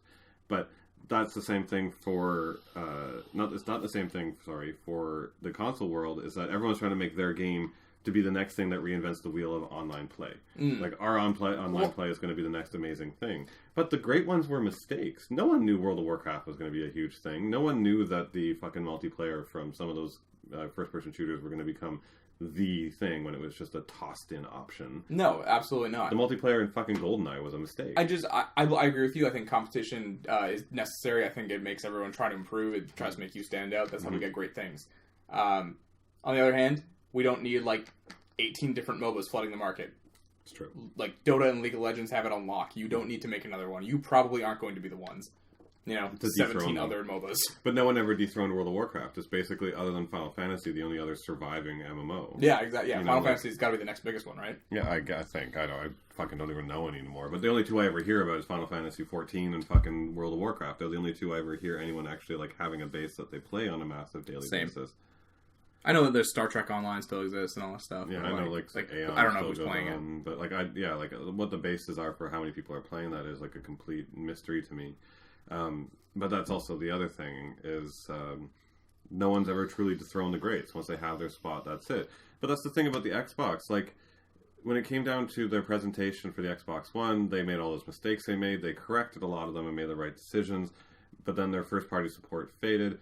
And now they're relying on trying to churn out content for games, which... Well, it's just, Halo's been, like, progressive. Like, I don't think anyone's like, Halo's shit, but it seems very, like, samey now. And it's like, it has the fans it has. Halo 3 was the peak. It was like fever pitch. Hardcore. And then, like, it dropped off, and we have a solid player base of Halo fans who are going to buy Halo stuff, and that's it. You know, I don't know how many new people are getting brought into Halo. I think what he put in his article is more of the more insightful way of putting it, is that they haven't let any of these companies kind of try and reinvent the wheel, either with a new IP. What's Naughty Dog's new IP? Last of Us. 2? That's not a new IP. They said they let them take a huge risk in making a new IP. He was referring to Last of Us. Oh, okay. I got it. Never mind. Like, they're letting everyone, like, taking God of War and turning it from a slashing hacker, jump up and down, Devil May Cry kind of action combo game to, well, I mean, it's technically the same thing, but, you know, something very new, a new view, a new look, a new design. It's not that anymore. Yeah, and it's no longer just like, you killed my family! Yeah, and it's not Greek mythology, they're changing that up. Yeah, like, they're making big changes to it. Nothing about Halo has changed except for they're like, it's no longer Master Chief, and there's 4 of you. Yeah, shit like that. Or like the new Gears. They're like, it's a new generation of the Gears thing. And it's like, you have new characters. That game was fun, but it played exactly like Gears. Yeah. And that's like, good on you, but they didn't take a risk. Yeah. You know? And I think that's the thing. They took their risk with the Xbox One. They took their risk with a lot of different shit. And it hasn't been paying off very well for Microsoft. Well, they've also canceled stuff that I was looking forward to. The new Fable game canceled. You know, like, was it Phantom Dust got canceled. Like, a lot of shit's getting canceled on Xbox. And it's just not painting the brightest future for them. Last bit of news before we get into the Switch stuff after the break. Tetsuya Nomura says Final Fantasy VII Remake and Kingdom Hearts 3's releases are still a ways off. The production process is different from what we've had up until now, so I can't give you a general idea, but I can say that there are worlds that still remain untouched. We've advanced on the production of the worlds that have yet to be announced, so we can't show them for now. As far as development status goes, there's still a ways to go. That was Kingdom Hearts 3. What about Final Fantasy VII Remake? We're making steady progress on its production. While we're indeed working on it, I think we'll have you guys wait a little longer for both Kingdom Hearts 3 and Final Fantasy VII Remake. He also confirmed in that interview that we would see more footage of those games this year, but probably no release. Oh, we weren't gonna see these games come out in 2017. They were 2018 for Final Fantasy Remake for sure. The one that's getting me, that's kind of weird, is the Kingdom Hearts one, because I would have thought they would have been further along, because they always divide their teams into the Kingdom Hearts team, because they have an office in Tokyo that's connected directly to a Disney office. Like, they're literally, like, the buildings, and they can walk and see each other, and they run into each other in the elevators and shit. That's how Kingdom Hearts was made. It was two of the directors, one from Disney, one from Square-Enix, or Squaresoft at the time, I think. They ran into each other in the elevator and like, we should make a game together. That'd be great. Ding! Goodbye! One more floor. Is this a good idea? This is a great idea. Ding! Oh my god, we gotta do this. Ding! Like, like that was basically how they made the game. So I always know they had a team assigned to it, so I kind of expected them to... Because, like, none of them have been working on Final Fantasy. None of them would have been working on anything Square-Enix related at all. And Kingdom Hearts 3 got announced, like, quite a while ago. 2010? 2011? Yeah. Somewhere there? I would have expected them to be a little bit more confident in the product behind it, especially since we've seen so much playable content. But so that's discouraging. That's why I'm like, oh. Final Fantasy Remake, though, he sounded more confident with what he was saying. So it's more like we're making progress. And he can't talk about it because this is the first game they've ever... Not first game, but this is the latest game they've handed off to a separate studio to kind of take care of. So he doesn't know. He's like, I'm not at the studio. I don't know. Yeah. Well, he's supposed to be the director, so... No, but even then, like, all he's getting is an email going, it's going great. Like, that's going to be it for a while. It's over there. They're just fucking doing, like, hardcore Barrett porn. The gun goes in the ass. The gun goes in. The gun goes out. The gun goes... Tetsuya walks in. What are you guys doing? And he's like, let's click on the honor. Nothing. Take a break. We made any progress? Yeah. Pretty good progress today, I'd say. Everyone, like little giggles. And he's like, hey guys, look over there. He turns on the screen and he's... Doot.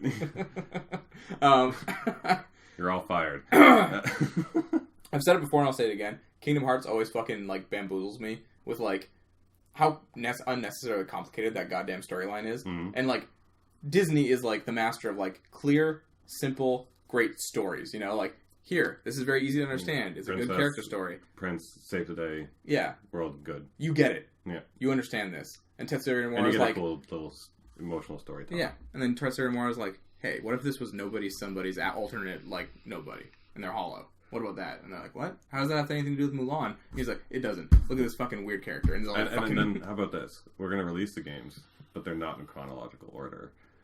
Well, that sounds hard to follow. Oh, it is. It is. 358 days over 2? Yeah. That one just comes before 2.8, which actually, surprisingly enough, comes before 2. But why wouldn't we just number them like 1, 1.5, 2... No. Birth by sleep. Birth by sleep. Then 365 days by 2. What does that even mean? I don't know. I don't know. It doesn't matter. It doesn't matter. It's genius. We're just going to have...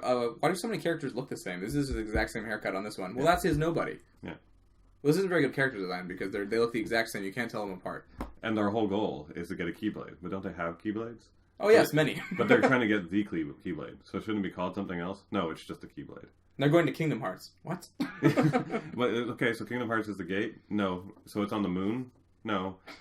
So why were they going there? Because that's where Kingdom Hearts was. But if it's not there, why were they going there? Because it's something else. Well, that's where the Keyblade graveyard is. Yeah. Fuck, I'm leaving. He walks out. How does he have all this rain? How does he have all this power? It's such nonsense. It's just crazy to me that, like, Disney agreed to have that kind of story in there. You know what I mean? And to our listeners, everything we've quoted is real. Yeah, nothing was that far off. That wasn't ad-libbed. That was just true. Yeah. Those are all Kingdom facts. Yeah. All right, coming out of the break is our impressions of the Nintendo Switch event. So stay tuned. You know what an even bigger question is? What? Why is it that after we do this all the time, we're still like, I can't fucking wait for that game? Because A, I want to see the craziness, and B, I want to hear Goofy get hit again. Yes.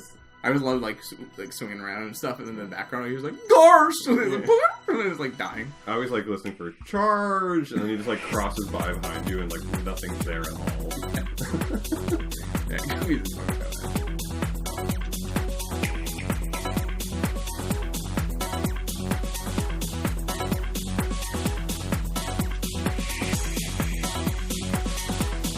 Hello and welcome back. Podcast second segment where we talk about the Nintendo Switch, the reveal, the event, the system itself, the games, the accessories. Did it switch our opinions. That's pretty good. Better than the event was, anyways. Okay, so Nintendo had an awful event yesterday. Probably 4 days ago by the time you hear this. But I like good events. I like when Sony has an E3 and it hypes me up and whatever. The last two have just been like a giant walking orgasm. Exactly. Sony knows how to do it. Sony knows the one more thing. They go on stage, say thank you for coming. They go, one more thing. But then it's some fucking super hype moment. They also don't try and sell it up. So the Japanese presentation system has always been like, let's try and make this fun and interesting and do something kind of quirky. And Nintendo always tries to push that too far. The failing fucking Wii Tennis thing or the Wii Band thing. Wii Music. Weird shit, yeah. Yeah, everything's breaking and they're just trying to make it they're putting their execs on stage and make them look like assholes. The thing is with this presentation, it was the same thing. I'm a magician. I'm playing with my remote controls. Dude, that was the good part of the conference. No, I know, but still, nevertheless, it's just that theme with their presentations where it's just Sony goes up and goes, "We got games. They're good." There was 5 minutes of stage presence in all of Sony's last E3 conference. And then they put together really well, and I realized this is also a console reveal. They need to talk a little more. I get even the Sony console reveal. They're like, "Good console." That's really about it. Instead, the Wii's we're cool. Get his point? Good. Yeah. Sony. Sony, good. Microsoft, bad. Yeah, so the event itself was a little it went on a long time. It didn't feel well paced. No. There's a lot of weird talking in between. That's the thing too. Also, it was a Japanese event and it was translated over English. And the translator, and it's not their fault. They're translating as they're going. The Square-Enix Final Fantasy Active Time reports were better managed. Yes, that's very true. And that was translated. There was a weird moment when an EA head of Madden came up and was like, "I named my child Luigi." It was this fucking odd moment, and I was like, "Okay." Yeah. Anyways, the Final Fantasy special event was better than this. Oh yeah, for sure. Okay, so anyways, aside from the event itself, which was I'm not gonna hold the event against the fucking console. No. Mike, just first off, overall thoughts. You were hesitant about the Switch before. Okay, so on the console. Yeah. Yeah. Well, I mean, you and I both were hesitant.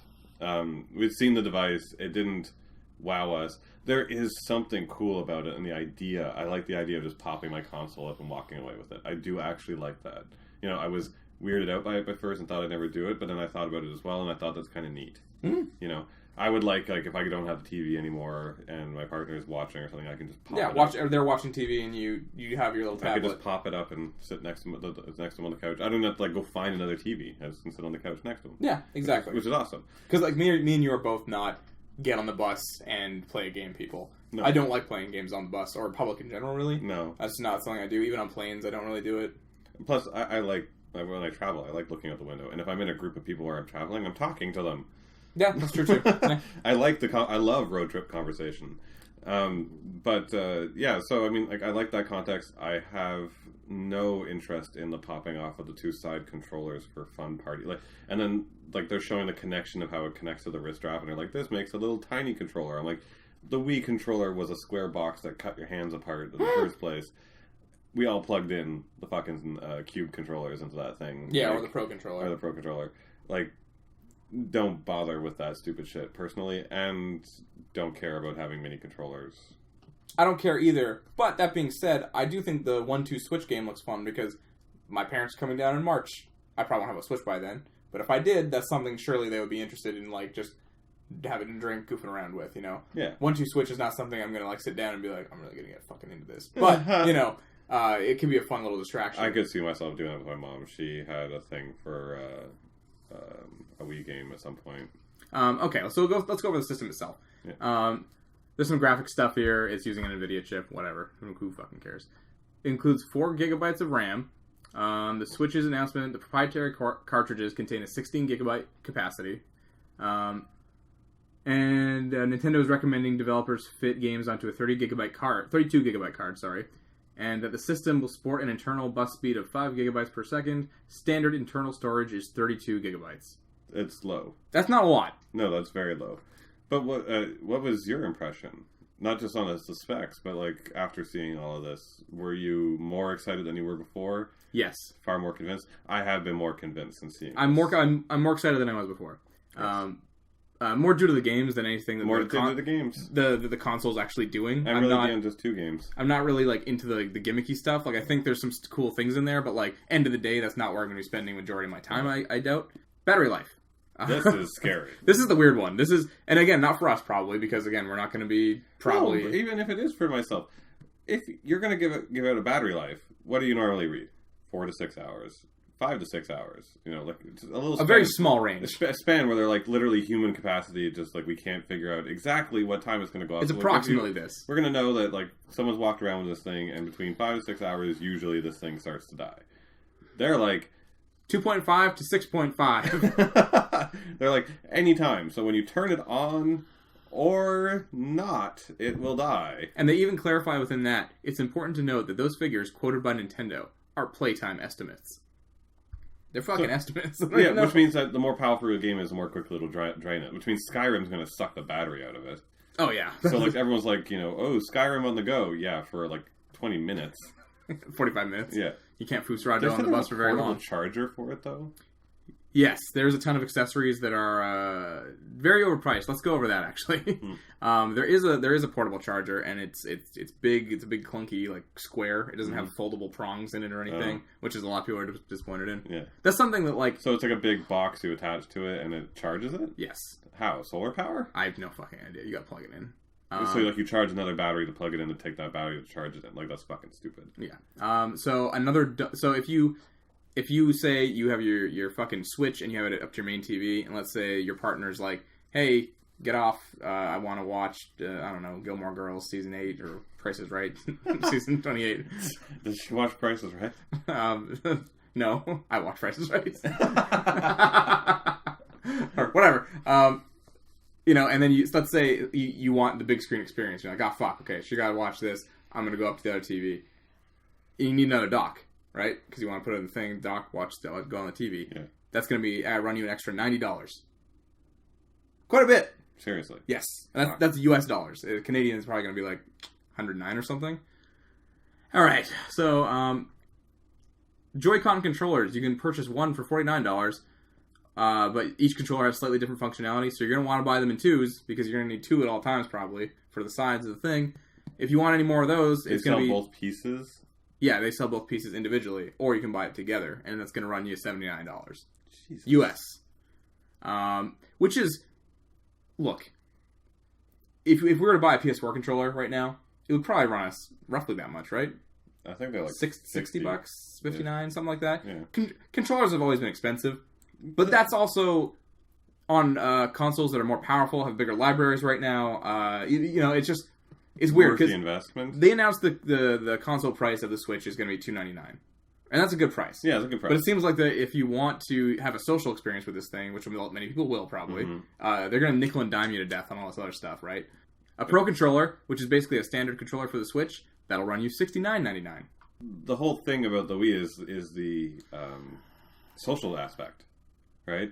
And the fact that they're selling parts separately, never do that. No one should ever do that. Well, I mean, it comes with a dock, and it comes with 2 Joy-Con controllers. No, I get that, but you're going to want both fucking pieces, and then, like, you're going to buy each piece separately. Like, no. You're going to buy the whole piece. Like, unless you're breaking one piece and you just need to replace one piece, but even then, that shouldn't be something you're compensating for. Your controller should not be breaking in parts that often. Or you lose one, which is definitely going to happen. Because they're tiny. Yeah, well, and you're on a bus or something. Yeah. Which I guess that makes sense for selling them separately, but like that would be a circumstantial sale, not like, we're not advertising, by the way, that you're going to lose these things all the time. Yeah. So by the way, you can buy them separately. But yeah, no, like it's just, there's too many pieces so far. So like buying a charger. Everyone's going to want the charger because the battery life sounds horribly unreliable, right? It's apparently big and clunky, and really at the end of the day, you forget to charge your charger, and that won't charge your I've seen people already, so even people who are super excited about the Switch and pre-ordered it, I've seen a bunch of them canceling just the adapter part, the portable adapter, because they're like, this is too big and clunky to take where I need it to go, so I'm waiting for a third party, like peripheral doing it or whatever. Yeah. And I was like, that's fucked. It is $60, by the way, the PS4 controller. Okay, yeah. I even remember back in the day when I was a child, I was always shocked about, like, how expensive an extra N64 controller was. I was like, this shit is always way too expensive. And that's why you always end up with these fucked up third-party ones that were, like, just, like, weird squares and, like, all fucked up. And, like, you always give it to your friend. And spread apart, yeah. And you're like, thanks. You ever see the College Humor one where they hand over the third-party controller to the one guy? No. So, like, he's always got it. He's constantly winning, and he's like, it's not connecting. It's not connecting. And then, like, it catches fire and starts electrocuting him and shit. That basically was those things. They were fucking awful. And they were, like, made of the weirdest plastic. So there was some reason, they just felt cheaper. 10 times lighter. Like, there wasn't anything inside of them at all for some reason. And you're like, how is this thing even turning? It's, like, just literally a plastic case. It was just a shell. You know, like, is there there's no components. It's not even moving anything. The AI is just making you feel bad. Yeah, it was fucking terrible. I never enjoyed the third-party controllers. No, but these components, I'm kind of baffled.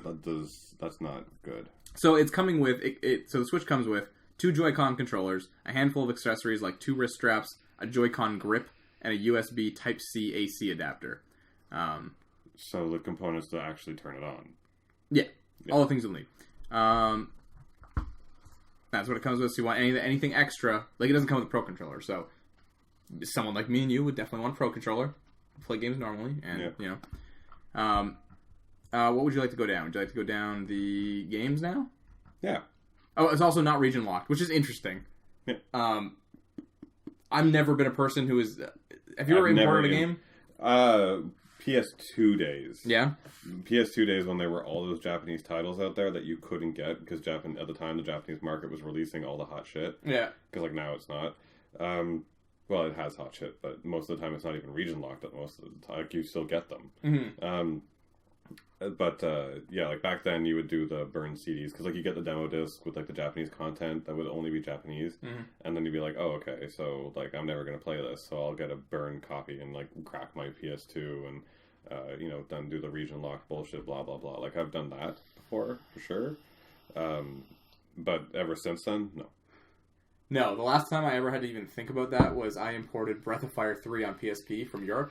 They only ever released Breath of Fire 3 on PSP in Europe, so I had to import it from Europe, and PSP was on region lock, so yeah, that was fine.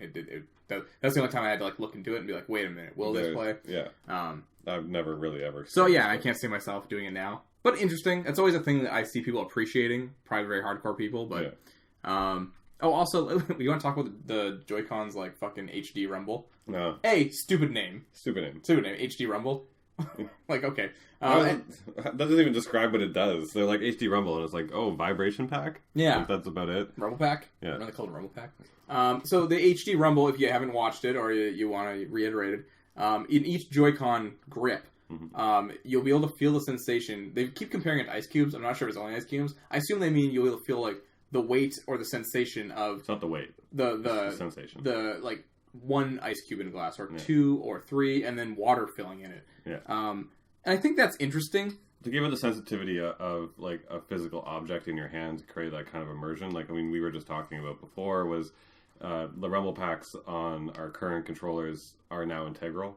Yes. Like, whenever it just vibrates a little bit, it adds to the whole thing. Or, like, I'm playing our favorite horror game there. Silent Hill. No. PT. No. Resident Evil. No. A horror game with, like, it's choose your own adventure fucking... Oh, Until Dawn. Until Dawn. Yes. Playing that one, and they have, like, the heartbeat moment where your heart's beating. Oh, yeah. And then it's like the controller's going... Like, it incorporates you more into Absolutely. the There's thing. tons of games where just, like, little moments, like, big moments happening, and, like, the music starts swelling, and the controller starts, like, very slightly rumbling in your hand, starts getting stronger. Just little moments like that are, like... I think very underappreciated. Yes. The first time, I told Mike this before the podcast, but the first time I realized that like Rumble was integral for my experience was Tony Hawk's Pro Skater 3 or something, when my friend handed me the broken controller that he had. We were playing Tony Hawk's Pro Skater 3 and he gave me the pro controller. I was like, okay, fine. It just didn't rumble. But then every time I went to grind, it didn't feel right. I almost felt like I wasn't doing it because you get that intense grinding sensation in the controller, then you land and it goes smooth again. And, like, I just remember being like, oh, that really threw me off. Like, I didn't feel like I was actually, like, playing the game right. So, that is a neat thing. Although, Mike, you brought up that Nothing's gonna use that probably. No. But I think it's really neat. It's super cool. Like, I love the idea of having these kind of sensations. But, like, that's the thing. For any moment in a game, when are you ever going to have anything specific enough happening, like a glass filling? Well, that's the thing. They kept comparing it to ice cubes and water. Like, is there anything else that you could think of? You put your imagination out there. This could do a whole bunch of shit. It doesn't matter what it is. Like, you're a paleontologist, and you're, like, scooping out dirt, and you gotta... It's filling with dirt, and you feel the sensation of it. Take a ping pong paddle. Yeah. Right? Having the vibration actually vibrate more on one side than the other. And then, and that actual impact is now, like, because, like, you know, when something hits a stick that you've had, and it hits and it vibrates in that fashion. Yeah. Right? And it feels like a stick vibrating rather than just... Yeah, on one side rather than the other. Yeah, that's a good... Like, impact on direction and stuff. There could be things like that applies to. The thing is, with Nintendo, I feel like they're going to release, like, a weird little, like, minigame type thing where, like, you're a man who, like, is... Pouring chemicals into each other, and, like, the whole game is just based around the sensation of this fucking thing. Yeah.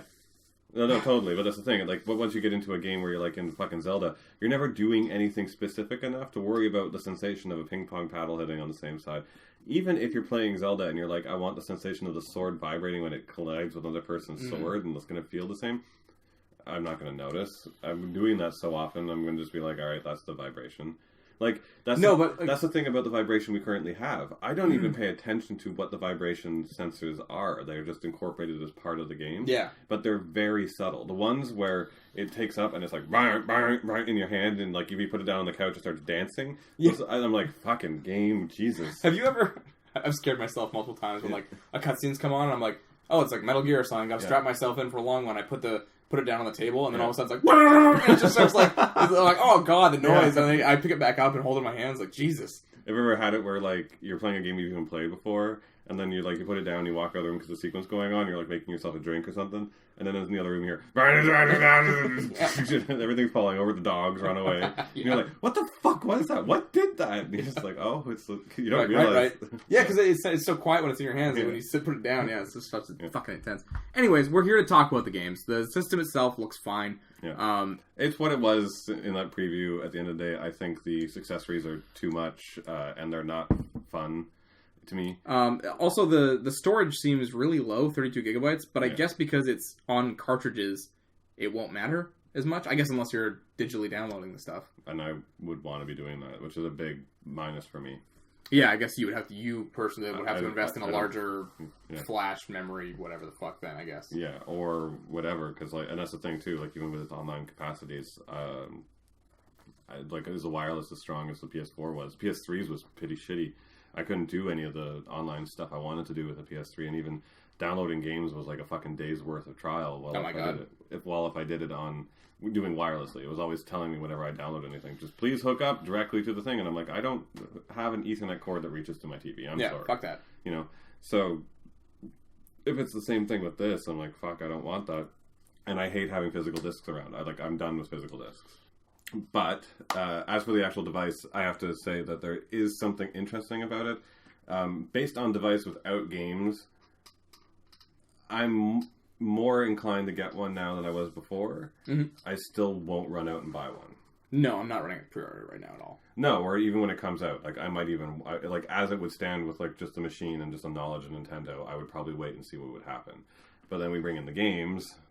Yes. Also, right before we get to the games, I want to bring up, this is the first time Nintendo's going online, and it's paid for. They're doing a paid-for service like Microsoft and Sony. Yeah. And a lot of people are reacting really negatively to that. But you gotta pay for the fucking service. Yeah. Like, what are they gonna do? That's my thing, too, and I was like, that it was bound to happen eventually. If it's like $22, yeah, it's a problem. Nintendo finally caught up. That's just how it is. If it's $22 a month or something stupid like Nintendo tries to pull, then yeah, there's a problem.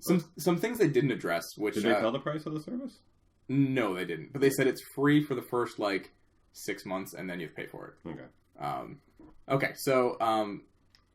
With the online? Oh, yes, no, yeah, okay. So the other thing that they didn't touch on at all, and this has been a problem on all Nintendo consoles since they've had the Virtual Console with all their backlog games and stuff. When you bought a Wii, let's say you wanted fucking Donkey Kong Country, just for an example. You buy Donkey Kong Country on the Wii, they don't have an account system that, let you transfer it over to the Wii U.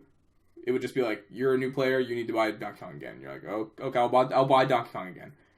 Same thing with this. As far as we know, there's no account that you're being able to bring your Wii U games or even keep your Nintendo games for the next system. You know what I mean? But they did that for PS3 to PS4. What? There was no way to bring your PS3 games over. No, but it straight up just doesn't play PS3 games. You're going to be able to play backlogged Super Nintendo games on the Switch. No, but the PS4 does play the PS3 games because they've got the PS. On PS Now, I guess PS you're right. Now, yeah, you can play all the PS3 games. That's true. And it even has had it for a while. Like they were trying to catch up because the PS3 had an amazing library of PS2 and PS1 games available just for download. Sure, even if they were starting just now, like, tell us you have an account system that is actually like works and is something. You know what I mean? I did have faith inside of the PlayStation system to figure out some sort of way of me getting my games back. And even then, with the PS Now, I mean, everyone hates their subscription services, blah blah blah bullshit.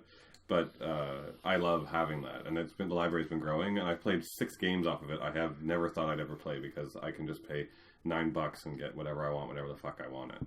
Yeah, which is awesome. The only downside to the PS Now thing as a little sidebar is just I hate that if you leave your controller sitting for like 5 minutes, it just logs you out to make room for people on the server. Oh, really? Yeah, so like you constantly have to re-log in, start your game back up. That sucks. And even like if you didn't save, it would just put you right back to your last save. Interesting. Yeah. Okay, now we're actually getting to the games. That was just one more thing that I thought it was weird that they didn't mention was account systems. Like, come on. You guys have been behind the times on that forever. I figured you would be on it. Yep.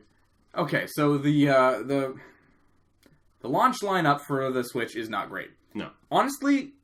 2 games for me. Overall? Yeah. Overall, yeah.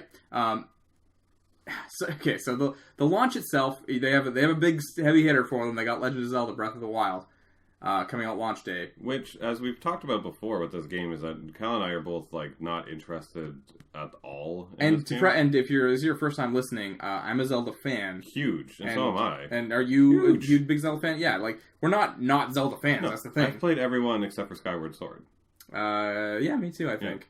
Yeah. Although personally, for me, I prefer 2D Zelda over 3D Zelda. Oh, and I love the 3D Zelda. So Ocarina of Time, Majora's Mask, Wind Waker were all my favorites. I like Majora's Mask and Wind Waker a lot. Yeah. Ocarina, those 3 were my big ones. I like the 2D ones a lot, and I loved Zelda, and I loved the whole thing. There's nothing about those series I didn't like, and I've always been desperate to get back into that thing, because I constantly think back to Ocarina and Majora's Mask and fucking Wind Waker. And want to do that again. Yeah. I want to go back into that universe, but nothing has really ever did it. Twilight Princess was a disappointment, and I couldn't. And it sounds like Skyward Sword was even worse. I couldn't touch it. After what the reaction was to it, I was like, I can't put myself through that and turn myself to hating something that amazing. Yeah. And Mike and I have been very skeptical over Legend of Zelda: Breath of the Wild for as long as it's been around. Yeah. To us, it reminds me of No Man's Sky, personally to me, where the entire time I was very skeptical of it. I was like, what are you going to fucking do in that world? You guys have not explained it well. And it kind of turned out how I thought it was going to. Breath of the Wild, again, what was the metaphor that you said earlier? It's like spreading too little butter over a very large piece of toast. Yeah, so like we just finished playing Final Fantasy 15. Yeah. Even that game, as huge as it was, parts of that world felt fucking empty. Yeah, it was like the butter didn't quite spread out all over that whole map, you know, like of what Final Fantasy was.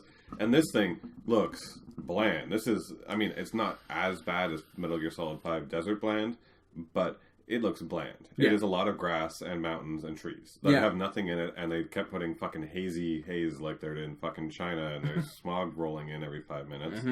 Mm-hmm. It's really for the longest time boring. It's looked like a big empty open world, which is a huge problem in open world games. And then Zelda isn't like I'm not encapsulated inside of Link himself in that whole situation. I'm just like, this is a boring large patch of grass over and over again. Yeah. But this trailer, it improved. Yeah, it was the first one where I was like, okay. Yeah. It was like literally the first one. The first half was more of the same. I'm like, big, boring, climb mountain, big, boring. Yep. You have a bow, that's great. I'm not convinced exploring that I'm going to find anything that interesting. No. You know what I mean? And that's the thing. They do that first panoramic where they're showing like the Ganon's castle, I guess it is just dark. The black place is probably Ganon's castle. And it's going past that and it's looking over at the side, and I'm like, none of the side outside of the castle looks interesting. I would probably beeline to the castle. Yeah, there was like one more thing. That's the thing. I feel like we're gonna have a large empty world. Yeah. And then there's gonna be cool ass dungeons, but it's like, why couldn't you have made a slightly more focused linear game? Yeah. Like you didn't need to do all X and Y. All this open stuff. Although maybe they'll prove us wrong. Maybe Nintendo will add that Nintendo polish, and they'll have like a really cool, vibrant like open world. But the thing was that trailer, first half of the trailer, boring, bland, open world where I was just like, I don't give a shit. And then the moment it clicked into the girl speaking, or guy speaking, girl. This girl. Was when they started clicking into the story stuff and we started seeing Gorons, we started seeing the fish people. Zoras. We started seeing... a Birdman. Big titty fairy girls again. We started seeing Birdman. All these characters coming out and I'm like, Zelda, there it is. It's right there. There's Zelda. It's there. Hey, it's right there. It's in there. Before this, we were just seeing, like, look at those goblins cooking in the distance. Yeah. Let's go fuck their shit up. And then you did, and you stole their weapon, and everyone was like everyone loses their mind over it, and you're like, who cares? Dude, like, I don't know. Yeah. And then, like, your weapon breaks, and you know that eventually you'll get the Master Sword and never get another weapon ever again. Yes. It's like, why would I need anything else? I know it exists. I'm just waiting to get it. It is Zelda. Yeah. It's been super odd roll up to that game for us. Although it's one of those things that makes me feel so like outside of it. I'm like, oh man, I just don't understand this. I wish I was in on it because I would love to be that excited. However, this trailer coerced me into being willing to play it. Like if it came out and I had a Switch, I'd be like, you know what, I'm going to buy that. That's exactly what I thought too. I was like, okay, if I get a Switch, that is going to be on the list probably. Yeah. I'm sure that's like a relief to some of our listeners. Like, they're like they've finally come to their senses or something. Yeah. It'll be interesting to see the response to this Zelda. Mm-hmm. I predict it'll probably be a very good Zelda. I doubt it'll I doubt it'll be a Bioshock Infinite situation, which is what I think other Zelda like Skyward Sword have come across, where at the time of release, everyone's like, it's a fucking 10, it's a masterpiece, and like 3 months later, they're like, it's actually the worst in the series. You know what I mean? Yeah. Well, Skyward Sword was that. Skyward Sword was exactly that. Yeah, everyone was like, Skyward Sword is the greatest Zelda ever. And I'm like, really? Really?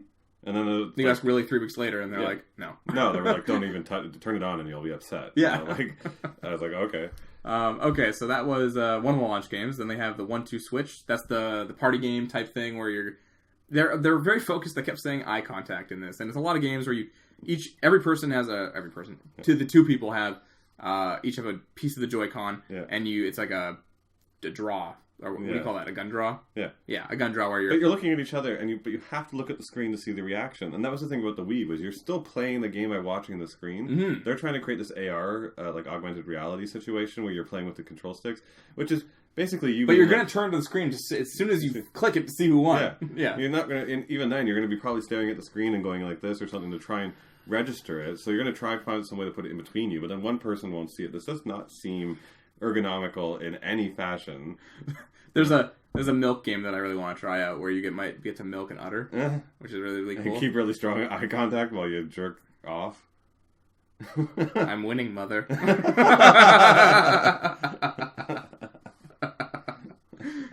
Anyways, I think that could be a fun party game if it is. It could be like the Wii Sports of this console. The whole augmented reality part side of it is completely a turn off for me. I have no interest in doing that with someone else, and I don't want to play a game that's literally just a controller in my hand that's not actually based on the screen I have.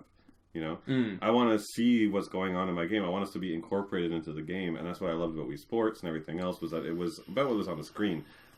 No, like I'm not going to be staring at you, man, while like we're playing and being like, let's like waggle our sticks.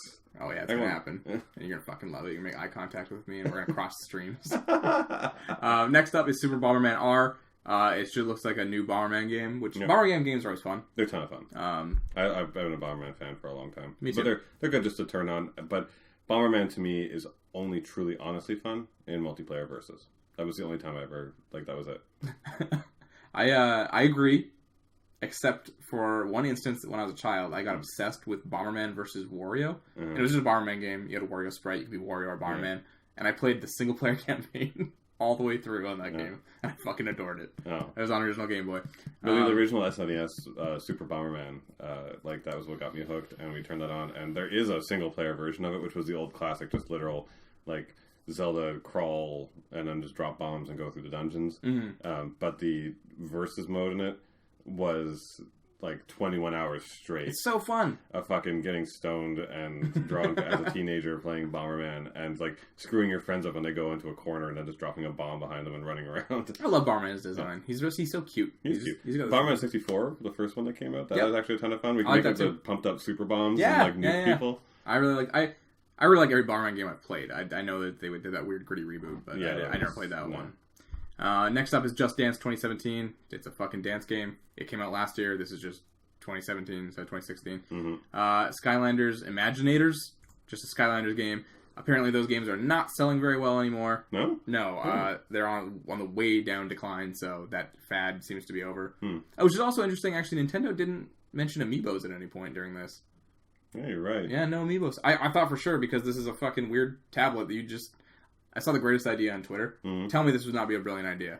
They make Amiibos of all 151 Pokemon, the original ones, and they say, like, hey, we're making a game where you buy your fucking team, and then you battle your friends with them, and you play through this game, and you gotta, if you want a fucking Charizard, you buy the Charizard, you got a Charizard. Tell me they wouldn't make, like, billions of dollars. That makes no sense. You wanted to make basically Pokemon with Amiibos? Yeah.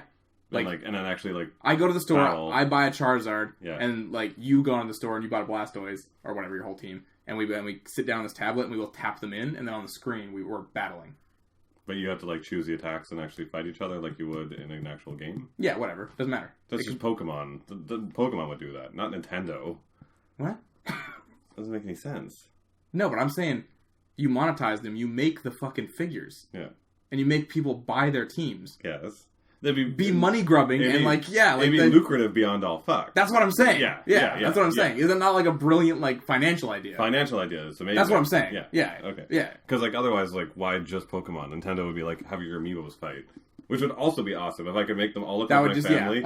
Yeah. Be like my sister, my dad, me, my mom, and everything, and it'd be like you, your mom, and just have like our families have fights. Family Feud gone extreme. Like, yeah. Or like Christmas when the two families start fighting, you just like no, this will be settled on the Wii, on the Switch, sorry, and then sit down and put the both families in, and they start whacking on each other on the screen. It could be Go, Dad!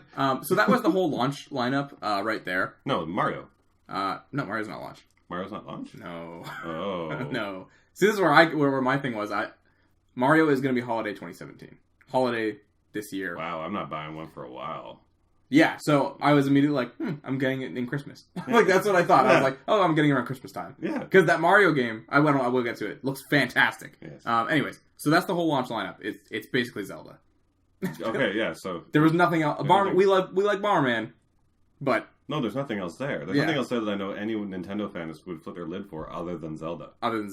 It makes me think that they, for some reason, needed to launch the Switch in March. Like, before because the fiscal year ends March 31st. They're launching it March 3rd. It makes me think that, like, you guys could have waited and launched it, like, November this year, and you would have had a fucking Mario and a Zelda and a, you know what I mean? Oh, and shit tons. Yeah, like, I feel like you would have had a way stronger lineup, because... the launch is only Zelda. In spring, they're promising us ARMS. Well, we'll get to the launch, our predicted launch results after. Sorry. Sure. So next up is the spring releases.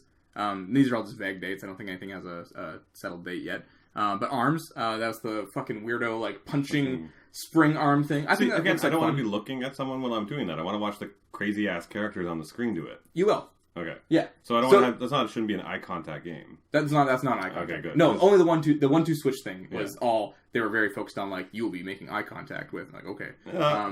ARMS, you definitely will have to be looking at the screen, and someone will be beside you looking at the screen, too, and you're both punching. We're good. Yeah, you're punching. Yeah. That game looks like it could be fun. That's not a game I probably spend $60 on. No. But if it goes down on sale or whatever, $20, I think that could be, quite a bit of fun just to fuck around and you're punching and whatever. Also, you didn't say anything when I said this, but I really like the character designs. Yeah.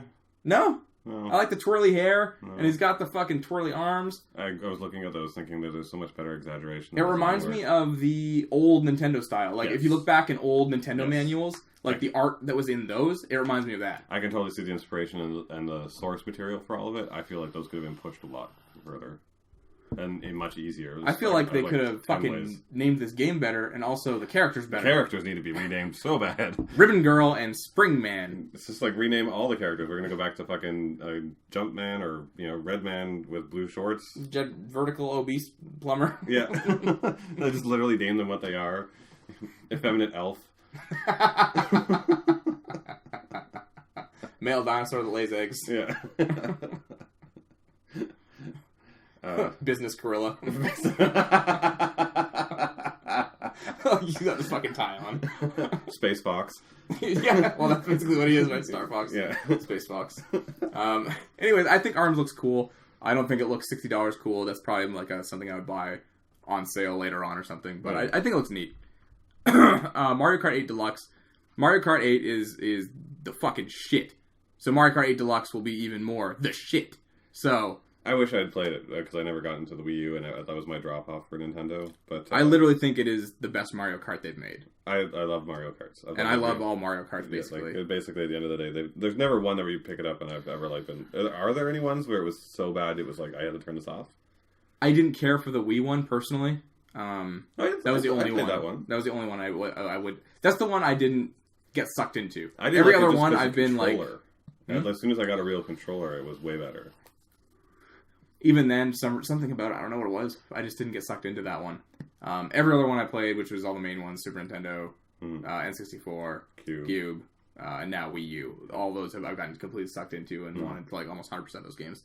Love those games. It is honestly, it is just a port with more stuff, you know, but still cool. When I get a Switch, that'll be definitely one I get. Summertime. They're launching Splatoon 2, a huge missed opportunity in not naming it Splat 2. Splat, then the number 2, and an N. Marketing opportunity failed. I wonder if they even talked about it. Come on, Nintendo. Yeah. Splatoon is a lot of fun. Splatoon is something I would pay $60 for. My partner also loves that game, though, which is probably why it's something we can play together. But it's just... I looked at that game initially when it first came out, and I was like, there's no way this is fucking fun. But that was like we were saying before. That's the great part about some Nintendo products, right? Like, the first time I ever saw Mario Kart, I was like, because I hate racing games. I'm like, why would I race Mario? And then, like, I picked it up, and I'm like, why is Mario the greatest thing on the planet in a car? Yeah, it's like, true. You know? And then it's, like, versus mode in fucking Mario Kart. And I'm like, why would I fight Mario? And this is the great... Like, that's Nintendo products that you love, is that it looks so dumb, but then when you play it, you're like, this is so fun. Splatoon is, like you said, the latest IP from them, or the only real original IP from them lately that did that again. Yeah. Well, the last new one before that was probably Pikmin. Yeah. And Pikmin is not like that. It's not like everyone picks it up and is like, this is hella fun. I picked that up and was like, this is fucking boring. Yes, I would not a Pikmin fan either. No. I know it has its fans, but not me. No. But Splatoon is something I'm convinced like almost anyone can pick up and just have a fun time with. Yeah. So there's that generally fun IP for Nintendo again, and I'm glad they've got a new one. And I hope the second one's just as good. This looks like an improved version of more. Yeah, exactly. I'm actually surprised it's Splatoon 2, honestly. I thought it would be 1.5. Yeah, I'm sure it probably is. Yeah. That's the only summer game. It's Splatoon 2. And then the fall times, we get Elder Scrolls 5, Skyrim. Yay for a 6-year-old game. Yeah. I guess. Skyrim is something people are still playing on Steam. People are still doing it. People love Skyrim. I get it. There's tons of shit to do in that game. And now you can play it on the go. Yeah. I see the appeal in that. That's totally fine. If you're into still playing Skyrim, then, you know. Yeah, I played through Skyrim twice. I enjoyed that game a lot. They said holiday 2017. Let's call it fall for now. Super Mario Odyssey. Mike. This is the second one, right? Second one. Second one for you for wanting to buy. Oh, yeah, this is my other game. This is your other game? Yeah. This looked... I mean, the initial introduction where he pops out into the real world around real people, that was really, like... Jarring? Yes. Like, I was just like... Do they know that he's disproportionate? Does he know that he's not normal? It raises all these fucking questions. Because isn't Mario a plumber from Brooklyn? Yes. Like, in the canon. In the Mario lore, he is from Brooklyn, and he goes to the Mushroom Kingdom to do all this shit. Yeah. Now he's in the real world, and he's, like, looking at all these, like, normal-ass men, and he's like, oh, fuck. He's like, maybe I wasn't born here. He's like... It looks so weird, these, like, normal proportioned people with, like, normal skin tones compared to him and all this shit, and, like... that whole town even looks a little bit like it looks like they're going for more realism with it, obviously, but it still looks like a little bit cartoony Nintendo. That's the thing. So you could have just filled it with like disproportionately Mario people. Yeah, I really want to know the lore about this game. It's fucking weird, and I also like. Yeah, because when it finally pans away from the normal people, when he's just hopping and bopping between these skyscrapers, I was like, oh, this looks excellent. This looks amazing. Yeah, totally. Like, you're the people, and suddenly I'm like, hey, I would totally jump Mario around like Spider-Man across town. Like, that sounds awesome. Also, his size relation was different, because when he was hopping up there, I think he was bigger than the windows. Yes, I think he was. Yeah. Well. It is weird. It is weird. So maybe he's gigantic? Well, this is also called New Donk City. Which is A, fantastic name, and B, I'm assuming Donkey Kong runs it? I guess so. Why are there normal people in Donkey Kong City? Yeah. There's also, in the trailer, you can see, if you zoom in, there's a Dixie Street and Diddy Kong's Mart. Yeah. So it's clearly like Donkey Kong City. Yeah. New Donk City. Well, maybe that's what's happening. Remember when in the original game he was in a city, wasn't he? Like he's like the gorilla from King Kong, basically, right? In the like the Jumpman game, the very original one, they're on a skyscraper. Like it's on these like red like bar things. Bars on the skyscraper. So maybe like this is that city that he was like sitting at the top and like bashing, and apparently maybe they were just like, now he should be mayor. Yeah. He did a real good job kidnapping that woman. What was that? Oh yeah, it was Futurama where they're like, and Donkey Kong's too old to save us. And he's just like all wrinkled and old and smoking. I want that Donkey Kong to be the mayor. Like all crotchety with like a glass of scotch sitting in a... Yes. I would fucking love that. Yeah. Nintendo doesn't have the balls to do that. No. But the whole city thing, I loved it because like once he started jumping off the car and swinging off the pole and jumping out the building, I was like, fucking yes, like down. It was something I didn't know I wanted. Yes. I was like, I didn't know I wanted Mario in a city landscape. I didn't know I wanted the Spider-Man across like Brooklyn as Mario. Yeah. Like, and apparently I do. So. I totally do. Yeah. And then they showcased Bowser in a fucking pimp suit. Yep. He's got this sick hat. They showed some other worlds. I love that he did go to other worlds because I thought if this whole thing was happening in this real world, as I quote in the air, I was like, uh-oh. Yeah. Like, where's our fantasy and flowers and Mario world? That's a huge component. And then they're like, oh, it's over here. Yeah, it's all over here. Like, don't worry, you got shit tons of it. They got this, like, cool, like, forest area. Yeah. They had that Mexican-looking city. Yeah, and they had, like, a little town with, like, a umbrella and, like, you know, like, all that shit. They had this kind of, like, pink world where it was, like, low poly, some of the stuff, like, looking... There was one that was, like, a giant... Everything was giant, like a giant bowl of soup and shit. Yeah. You know? They had all crazy Mario worlds. Yes. Yes. It looked like a lot of fun. I don't say I haven't been excited for a Mario game in a long time. Actually, I haven't. No, I haven't. Because the last Mario game I played that I really enjoyed was on the Wii U, but I wasn't convinced I'd like it. I wasn't, like, super hyped for it. I wasn't even hyped for Galaxy. I just got it because it was one of the release titles. And I did enjoy Galaxy thoroughly, but, you know, it wasn't exciting for me. But this looks super cool. This looks like Nintendo on their A game. Oh, yeah, and, like, there's so much inside of it. Like, the character work, like, for the characters that were not characters we've seen as stereotypical, like, there were some really great, cool-looking, crazy-ass Mario characters. You know, we had Bowser in a pimp suit who threw his hat. It looks like he's finally trying to marry Peach. I guess. There was a poster that said, like, the royal wedding, and he was, like, holding Peach close. Oh. Like, is he, like, forcibly marrying her? Yeah, he's, like, shotgun wedding. Is this gonna be, like, super dark? I'm gonna put my tail in her. Hey, reptiles got penises. They got weird penises. Do you ever see a turtle's cock? Yes. Yeah, they just come out and it's like a hammer at the end. It's like a weird, like, axe thing. You're like, oh, Jesus. A corkscrew for a duck. Yeah, exactly. Yeah. There's all these fucking... crazy ass. Sorry, women. Imagine this game has a timer and it's just Bowser's penis going across the bottom of the screen, getting longer and longer, and you're like, no! You need to keep, like, it's like Majora's Mask, you need to keep resetting time so his erection goes down. There's like Peach's face is on the other side, and she's getting more and more, like, afraid. Yeah, just, like, recoiling in terror each one. And then, of course, apparently now Mario's new thing is he has a magic hat. Yes, he has a stupid magic hat with fucking eyeballs. Yeah. Whatever. Link had a magic hat in one of the games, Minish Cap. That was a great game, actually. It was a great game. So the hat is, I think, secretly brilliant. Because it's Liz, hear me out. Okay. As a power-up. Because there's a gap that's too far. In other Mario games, you need to go find a Switch, make an extra platform for yourself. You make your own platform now, Mike. This is you make your own platform to get over gaps. That is fucking cool. That's fine. He can have a power that can do that. Yeah. But it seems like they were just like looking at Mario and they're like, we've made his fist big. We've made it like... We've made him metal. We've made him metal. We've turned him into a raccoon. And they're like, they're looking at this whole thing and they're like, magic pants? No. Magic shoes? I think we've done that. Maybe his mustache. His hat. And he flicked his mustache off. That'd be weird. Or his mustache was like, fuck it. There's a weird anime of a guy whose superpower is just that he's got this like indestructible beard that shoots hair out of it. Oh my god. Or it's from his nose. It's nose hair, I think. Oh yes. And then it all turns into whips and like blades and shit. That should be his mustache. Isn't there? And at the end, he's like he saves Peach, but then it just like engulfs her and swallows her. No. There's a dude in Hunter x Hunter that fucking... He does that. Yeah, like body hair, yeah. Yeah. It's kind of like that. Yeah, kind of like that. Yeah. Yeah, you're right. The fact that it's a hat is like... Yeah. Whatever to me. Like, you're just like looking up and down and you're like, what's the one thing on him we could use? The magic pants doesn't work, so we'll toss it to his hat. Yeah, but I like the idea of like, he even used it for like getting up higher somewhere. He made some platform for himself. You could have given him a fucking star or... So you have a problem with like the actual physical thing that it is? Yeah, like why... I just think it's a sick mechanic. Like, I just think it's awesome. I like the mechanic. Yeah. Yes, 100% with you. Great mechanic. I totally want to have a new way of him operating because I don't want to just jump. And we've had the wahoo jump. Wahoo! Yeah. You like that, Watts? Yeah. Yeah, you do. Like we've done the jumping mechanic for the 64-bit or 64 Mario system ever since. Like we need new things, and I love this, right? So down with that, but like his fucking hat. Yeah, kind of weird. Yeah. I really hope the googly-eyed hat doesn't have a fucking voice where it's like talking all the time. Oh, it's gonna fucking talk. No, hey Mario, you gotta jump up. That's gonna happen. Okay, I'll play that game on mute. That's fine. Yeah. Although Mario game's got fucking sick tunes. It does. All right, they said that was fall. Now here's a bunch of to be announced games. Has Been Heroes, which seems like a sequel to No More Heroes.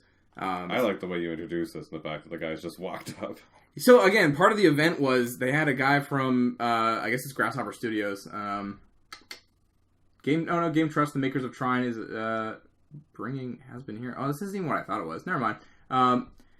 But still, like, he came up and he was like, "We are interested in making games for the Switch," and you were like, glancing both ways, like, okay. And it went on for like longer than it should for that being the ultimate message. Yeah. And then it panned over to like, and now Sega Entertainment of Japan. It pans over to the Sega guy and he's like, "We are also interested in making games that take advantage of the Switch."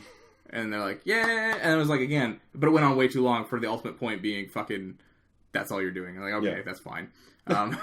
It was just so weird. Like, again, that makes me think that this console, I don't want to say the console was rushed, but it could have come out later this year. Not now. You know what I mean? Oh, yeah. Like it seems like a weird time to release it. One, they don't have enough titles. They don't even have enough titles slated. All of the developers came up and were like, I am interested one day initiating a project that might happen, which is like 3 years of fucking development. They got Atlas, the Shin Megami Tensei people, to they revealed the trailer there. And it's kind of this cool teaser. Roses coming in through a window, then it pans over like shadows, and it's a bunch of recognizable demons from Persona. And it just said like 25th anniversary of Shin Megami Tensei, and then it like cut away. And it was like, and then they came out and they said, Atlas is kind enough to be making a Shin Megami Tensei game for us. They are very early in development and just got this trailer done for us now, like that kind of thing. And it was like okay, so they're not even like no, they have no game. They just made a trailer for you. Yeah, exactly. Yeah. And it's like I guess you guys needed something to show, but like, what have you guys been fucking doing? Like the Wii U's been barren the last year. What have you been doing? What have you been telling people? Anyways, all right. So that's what I mean is that they have no content and nothing coming up. But Nintendo has done this for releases before. Oh. The N64, all it had was Mario 64 and Pilot Wings. Yeah, and we had fucking Raging Rabbits, Wii Sports, and something big. Twilight Princess? Was it Twilight Princess? Yes, yeah, because it was the exact same scenario as this. It was supposed to come out on the GameCube, and then they were like, okay, GameCube and Wii release, and I didn't play anything on my fucking Wii, like, for months. No, because it was a long wait until Mario Kart and Smash Brothers on that system. So I had, like, no use for that system at all. Actually, I'm surprised. Do you think they'll make a new Smash Brothers for this, or do you think they'll port the old one? I don't know. Yeah, who fucking knows? Anyways, Xenoblade Chronicles 2. Yeah. That looks like it's actually pretty far in. It looks like yeah, that looks... Yeah. I know that some people are big fans of those games. As far as I understand, it's basically just Final Fantasy hunts, or Final Fantasy 15 type hunts, extrapolated through a whole game. Yeah. Basically. And there's a main story, I guess, but... I've never played one. I've never really watched any content from it, but I know that there's a fan base. Yeah, there's a hardcore fan base for that. That's cool that they're making another one. Mm-hmm. Fire Emblem Warriors, which I thought was actually a Fire Emblem game, but now that I know that it's just basically one of those warrior games, like a Dynasty Warrior games, where like slash 100 things. Yes, those are not great. Although some people again have really a lot of fun with those. Yeah. That's fine. I guess the reason they're making this is because the Zelda one probably did well, which is again shocking to me. Yes. Like. Fine. Great. Dragon Quest 10 and 11 are both coming to the Wii. That's, I think, a big get because it's huge in Japan, right? The Wii? Or, sorry, not the Wii. The fucking Switch. Sorry. Yeah. People fucking love their... Dragon Quest. Dragon Quest. Yeah, which is... It's one of the biggest Square Enix titles they've got.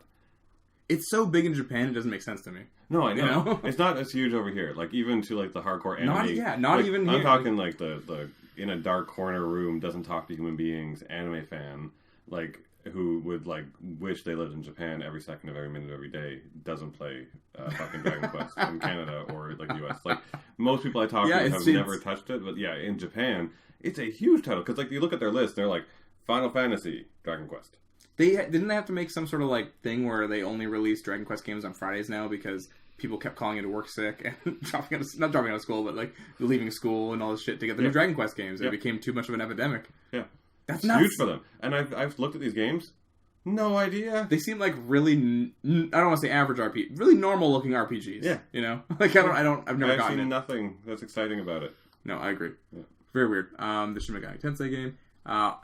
This is from Square-Enix, too. This is called Project Octopath Traveler. It's a retro-style RPG. It has 2D sprites and 3D backgrounds. It might be fun. Yeah, there was a little footage there. It could be something cool. Well, the Square Enix's side project, I guess you would call it, is like the I Am Setsuna stuff, is to release more JRPGs and little tiny content like that, like they used to back in the day. I feel like they missed what they should be doing with that whole branch of their company. Because, like, I Am Setsuna is great, and it's great to have, like, a classic JRPG, and I heard the story is quite good, but at the end of the day, it is a little bit boring and repetitious, and a lot of people say the same thing. But they shouldn't be, like, looking to kind of, like, retro-style it as much. The part that was fun about the classic PS1 days when the Japanese RPGs would just pop up on the rental shelf was that some of them were just baffling. Xenogears came along, and suddenly there was the first time you could jump into a giant robot, and you had this amazing combo system where pressing triangle, triangle, circle, X would make them do some crazy martial art combo. You know, God, you know, like, we can go through a list, but we've done it before. You know, like, there's weird Japanese RPGs popped up all of a sudden. Final Fantasy Tactics or something, like, randomly. Like, you're like, what the fuck is this? Oh my god. Jade Cocoon. What was the other one we talked about? We both played it. It was called, like, Rings of Fate. Threads of Fate. Threads of Fate, yeah. Shit like that. Shit like that. Weird. Just like weird randomly, they took the RPG world and kind of just took a interesting spin on it, threw it out in the world and saw if it happened, and it did, right? And some of them were fucking horrible. Sure. But it feels like all they're doing right now is tossing at us basically PSP games. Yeah. With this, like, side, like, we're going to go back to making these, like, little RPGs for you.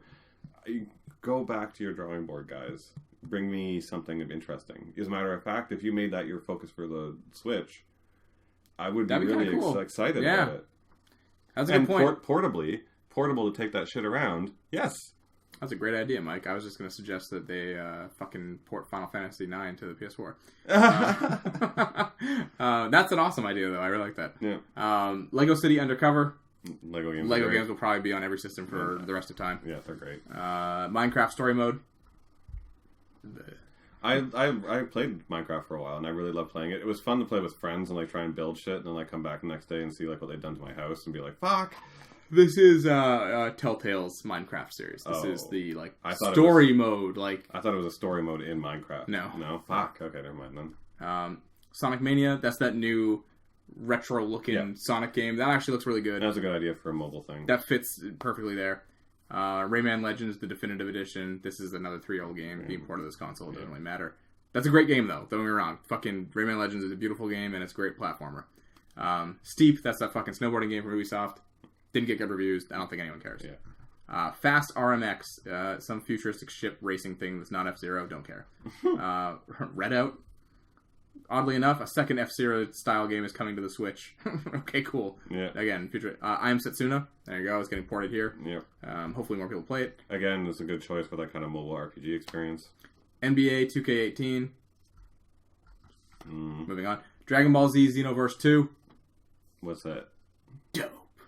Dragon Ball Xenoverse is a big action RPG set in Dragon Ball Z. Where you can pick your own race. You can be a Saiyan, you can be a Frieza man, you can be a Boo, you can be a Piccolo. Namek. I don't think you got any of those right. Frieza's race doesn't have a name. Okay. They never gave him a name. It is just like Frieza man race. Frieza man race. You're a Frieza man. Does Boo have a race? I don't think Boo has a race technically. It might just be called like Boo people. Booble. Booble. The Boobians. Dragon Ball Xenoverse got pretty good reviews. It sounds like a fun game. It looks like it plays a lot like those Naruto games, and it's as RPG where you level up, customize your fucking Saiyan and all this shit. The storyline is kind of cool. Trunks came back and he's like, "You gotta fucking fight through time." That sounds so stupid. It does. Okay, but instead of like going through the normal saga, he's like, "Go back and like kill Vegeta but leave Nappa alive," and that kind of thing, and like see how the story plays out. It's like shit like that. Okay, that's neat. Super Mario Odyssey, again, is to be announced in that category. Ultra Street Fighter 2, The Final Challengers. This is a sped-up version of Street Fighter 2. Disgaea 5, complete. That's a good selection to add on to the mobile side. That's neat. Yep, I like Disgaea. There's a lot of fucking porting with this thing. Yes, a lot of these are ports. Puyo Puyo Tetris, which is a Japanese release of Tetris that never came over here, and now it finally is. There are, weirdly enough, some people excited about this that are really talking about it. Puyo Puyo Pop is another popular fucking puzzle game. So and people still play Tetris like hardcore. Fine. Farming Simulator. Farming Simulator 17. Yeah. Cool. Okay. And then there's a bunch of random titles. Shovel Knight Treasure Trove. That's just Shovel Knight, the normal game. Binding of Isaac Afterbirth Plus. Binding of Isaac, the newest release. Awesome game. I'm surprised my fucking Nintendo would let that on their system. I was gonna say. Minecraft Switch Edition. Oh, there you go. Probably right, regular ass Minecraft. Untitled Tales game. So like Tales of game, I guess. Like Tales of Berseria or something. I thought one of the Tales games was coming out on the PS4. It is. Yeah. Like soon, 24th or something. Yeah. Yeah. Tales of Berseria, I believe it's called. So they're making another Tales game for that. I hope that's good. Stardew Valley, which is like Harvest Moon. Yeah. Project Sonic 2017. That's the big 3D Sonic. Yeah. Seasons of Heaven. Monster Boy and the Cursed Kingdom. No clue. Cube Life, Sacred Hero. These are all nothing. Mm-hmm. Anyways, okay. Was there any mention about the third-party support? That was a third-party support. Oh. That and Sega saying, like, we'll do something for it eventually, and the other guy going up there being like, yep, what he said. Like, that's... Well, EA came up, and that was the guy who was like, we will be supporting the Switch with Madden and FIFA, and I named my son Luigi. And you're like, oh, okay. Yeah. It was... that was basically it. Yeah. Again, basically them going up and be like, we still like Nintendo. Start the car. Yes. I think that Zelda finally looks intriguing to me. Yeah. Mario looks fucking awesome. I will probably buy a Switch for Mario. Mm. And when I get a Switch, I will pick up Splatoon 2 and Mario Kart 8. That's what I'm thinking right now. So currently I'm not going to ever actually... I'm not on the buy train yet. Because... Sorry. What? Because like bisexual and then the buy train to all the way to Gay Town. Yeah. I was like, what does he get? My mind didn't even go there. Because the buy train to Gay Town, like going on the... I get it. Okay. All right. My mind didn't even go there. I was picturing BUY train, and I was like, nothing funny about this. It's having a stroke. Okay. I get it. All right. I'm not on on buying the Switch yet, just because again, like all I've got is Mario. I'm not chucking out almost $300 for a fucking, or is it $300? It's $299 US, so it'll be more here. It'll probably be like $349 here or something. Yeah, something like that. Anyways, I'm not tossing out $300 to $400 on this machine for Mario at the end of the day and an unconvinced Zelda. Like I'm way more on board now than I have been at all, but I'm not convinced. Mm-hmm. So I'm currently still like, give me 2 more titles, just 2. What would it take to convince you, Mike?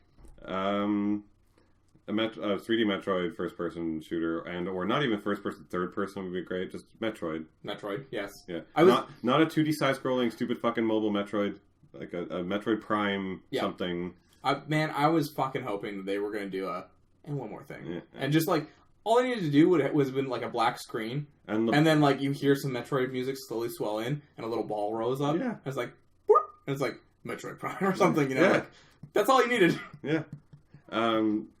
So that would be one big thing. Smash Brothers is not... I mean, I love them. Great games, but I think I'm over them. So I don't really care about playing Smash Brothers. What would they have to do? I'm trying to think back to some Nintendo games that were only Nintendo games that would really bring me back. Earthbound. Yes. Star Fox. No. Wind Waker 2. Yeah. I don't know. A big Mario game is like the thing for me right now. Yeah. And that's the thing too. My partner really wants to play, like loves Mario Kart, loves Splatoon. That's something we can play together. Mm. That's a big reason I'm going to get the system. Yeah. That's the thing. I don't have any reason to do any of that stuff. My partner would love to play that stuff, but really at the end of the day, we never would. So I don't know. Actually, I don't think they need to do something that's going to convince me, and even Metroid's not enough. I'm trying to think of Mario titles. Well, I mean, there's like random Mario titles. But even random ones, not Mario titles, random Nintendo titles from back in the 64 and Cube days that were really great games from those. Mario and Zelda are always the big ones. That never made Smash Brothers, Mario Kart. And most of the other ones made it over to PlayStation at the end of the day, right? So yeah, most things. I'm trying to think of like a good third-party game on the N64. GoldenEye, I guess. But like, again, that's not something that was like kept. If you're looking for Animal Crossing, but like I honestly think the next thing Animal Crossing will do that was big is mobile. That's all of the original Nintendo RPGs that I used to love made it over into some 3D version on the PlayStation at some point. Final Fantasies, Final Fantasies, Chrono Trigger, fucking all of it. Xenoblade Chronicles 2 is being directed by the Chrono Trigger guy. Ooh. Yeah, that's actually, like, kind of cool. Ooh. The thing is, those guys look so static and robotic, I don't know.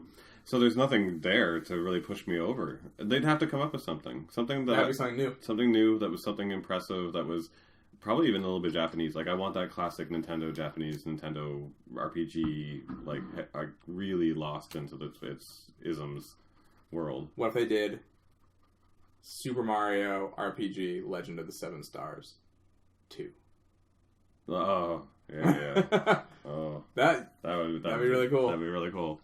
I'd be down with that shit. Would it be it'd be a huge get for them if they did, like, Square, make Final Fantasy Tactics 2 on our fucking system. Wouldn't that be, like, crazy? Yeah.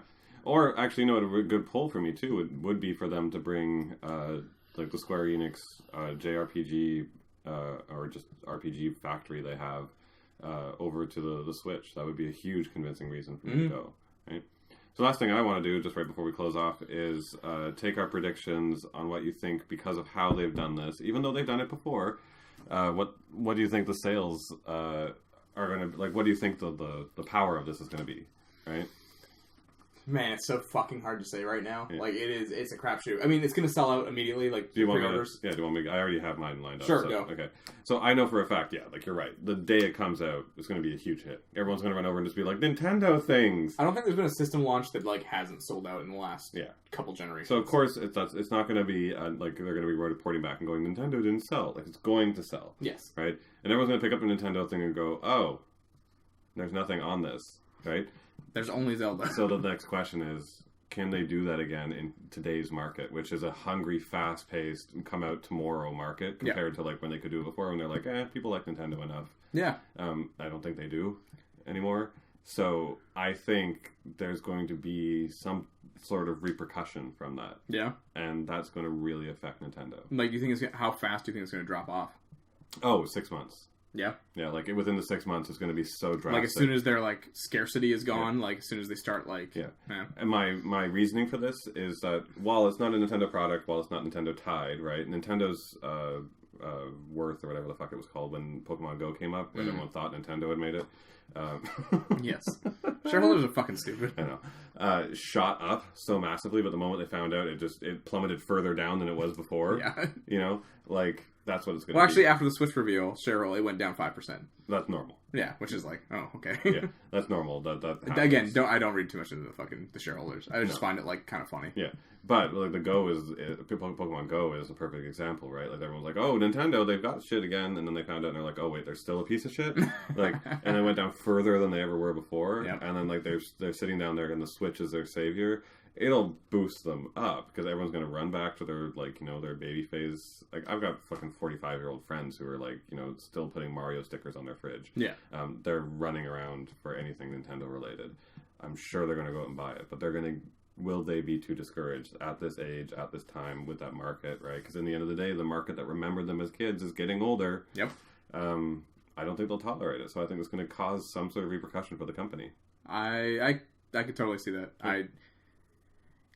I don't think this is going to do Wii numbers at all. Like, I don't think it's going to be like the next big hit. I do think it'll probably do better in the short term than Wii U did. Wii U was a just confusing thing for people. They were like, what the fuck is this? Is it an add-on? Is it a whatever? They didn't understand. I don't understand what this is. This is a new name. It's a tablet. It's something people look at and understand. Yeah. I think it will do better than the Wii U. Not as good as Wii. And it might start petering out sales as soon as that scarcity of them, like, you know, getting pre-ordered out as soon as they get in after the first 6 months, like you said. And then when people have it on, and again, remember, Nintendo's always on quirkiness, like our waggly sticks and shit and our control pads. As soon as the quirkiness of the mobile-centric side and these two little connecting pieces becomes a reality in your workspace, like or your living space, where you're like leaving controllers around, having to find those to hook those back up, and then click your thing back in. You got to move a table to go play. And suddenly that logo is like, if I have to click one more thing into one more thing, and then the logo clicks at me, you're like, everything's clicking into things and clicking. Like, you're gonna go fucking insane, you know, like with all these little fucking clicky pieces that disconnect and click the shit. Because, like, you disconnect the controllers from each side, then you connect in your strap, and then you connect those out, disconnect those, and stick those, and you're just gonna have a mess of shit lying on your fucking countertop. Very true. Like, that world sinks in. And then, the mobile side of it, and the battery doesn't last, and the peripherals are going to be too expensive. And they're just like, all of this stuff starts to combine. And we're in a world where, like, you whip out your phone, and if your phone doesn't turn on and work perfectly in 5 seconds, you throw it into the fucking water. Like, I don't know. I don't know if that's going to work with them, so. No, that's a good point. Yeah. And it's weird, because now the Switch is going to be front-loaded. Like, within the first year of the Switch, we're getting a Zelda and we're getting Mario. Yeah. How much longer do we have to wait till we get another one of those things? People love fucking Zelda, right? Yeah. Like, we're 5 years away from ever getting another one. Yeah. At least 5, you know? Oh, yeah. Like, they barely finished this one on time. Well, they didn't finish it on time. They said this was going to be a Wii U game, and then it was a Twilight Princess situation. They were like, couldn't do it. Yeah, okay. Alright, that's all our impressions on the Nintendo Switch. I hope you enjoyed our mildly cynical rantings. If you want to find me on Twitter, I'm at TheCalG. Mike is at Mike Kent Draws. Pens and Pixels across all social medias. Pick your poison. Mm-hmm. And if you want to email us and ask questions or suggest topics, we are meetpensandpixels@gmail.com. Yep. And be sure to give us a rating on iTunes and give us a like or comment on SoundCloud. That's always a big help. We do want to hear from you guys. The audience is growing and growing and growing. So we're really happy to hear from all of you. And we'd love to hear some participation. Yeah. Or more participation, sorry. Hope you had a happy Switchmas, everybody. A Switchmas. It sounds like there's someone pulling with a blade. Pulling a switchblade on someone. They're gonna rob you. Happy Switchmas. Yeah.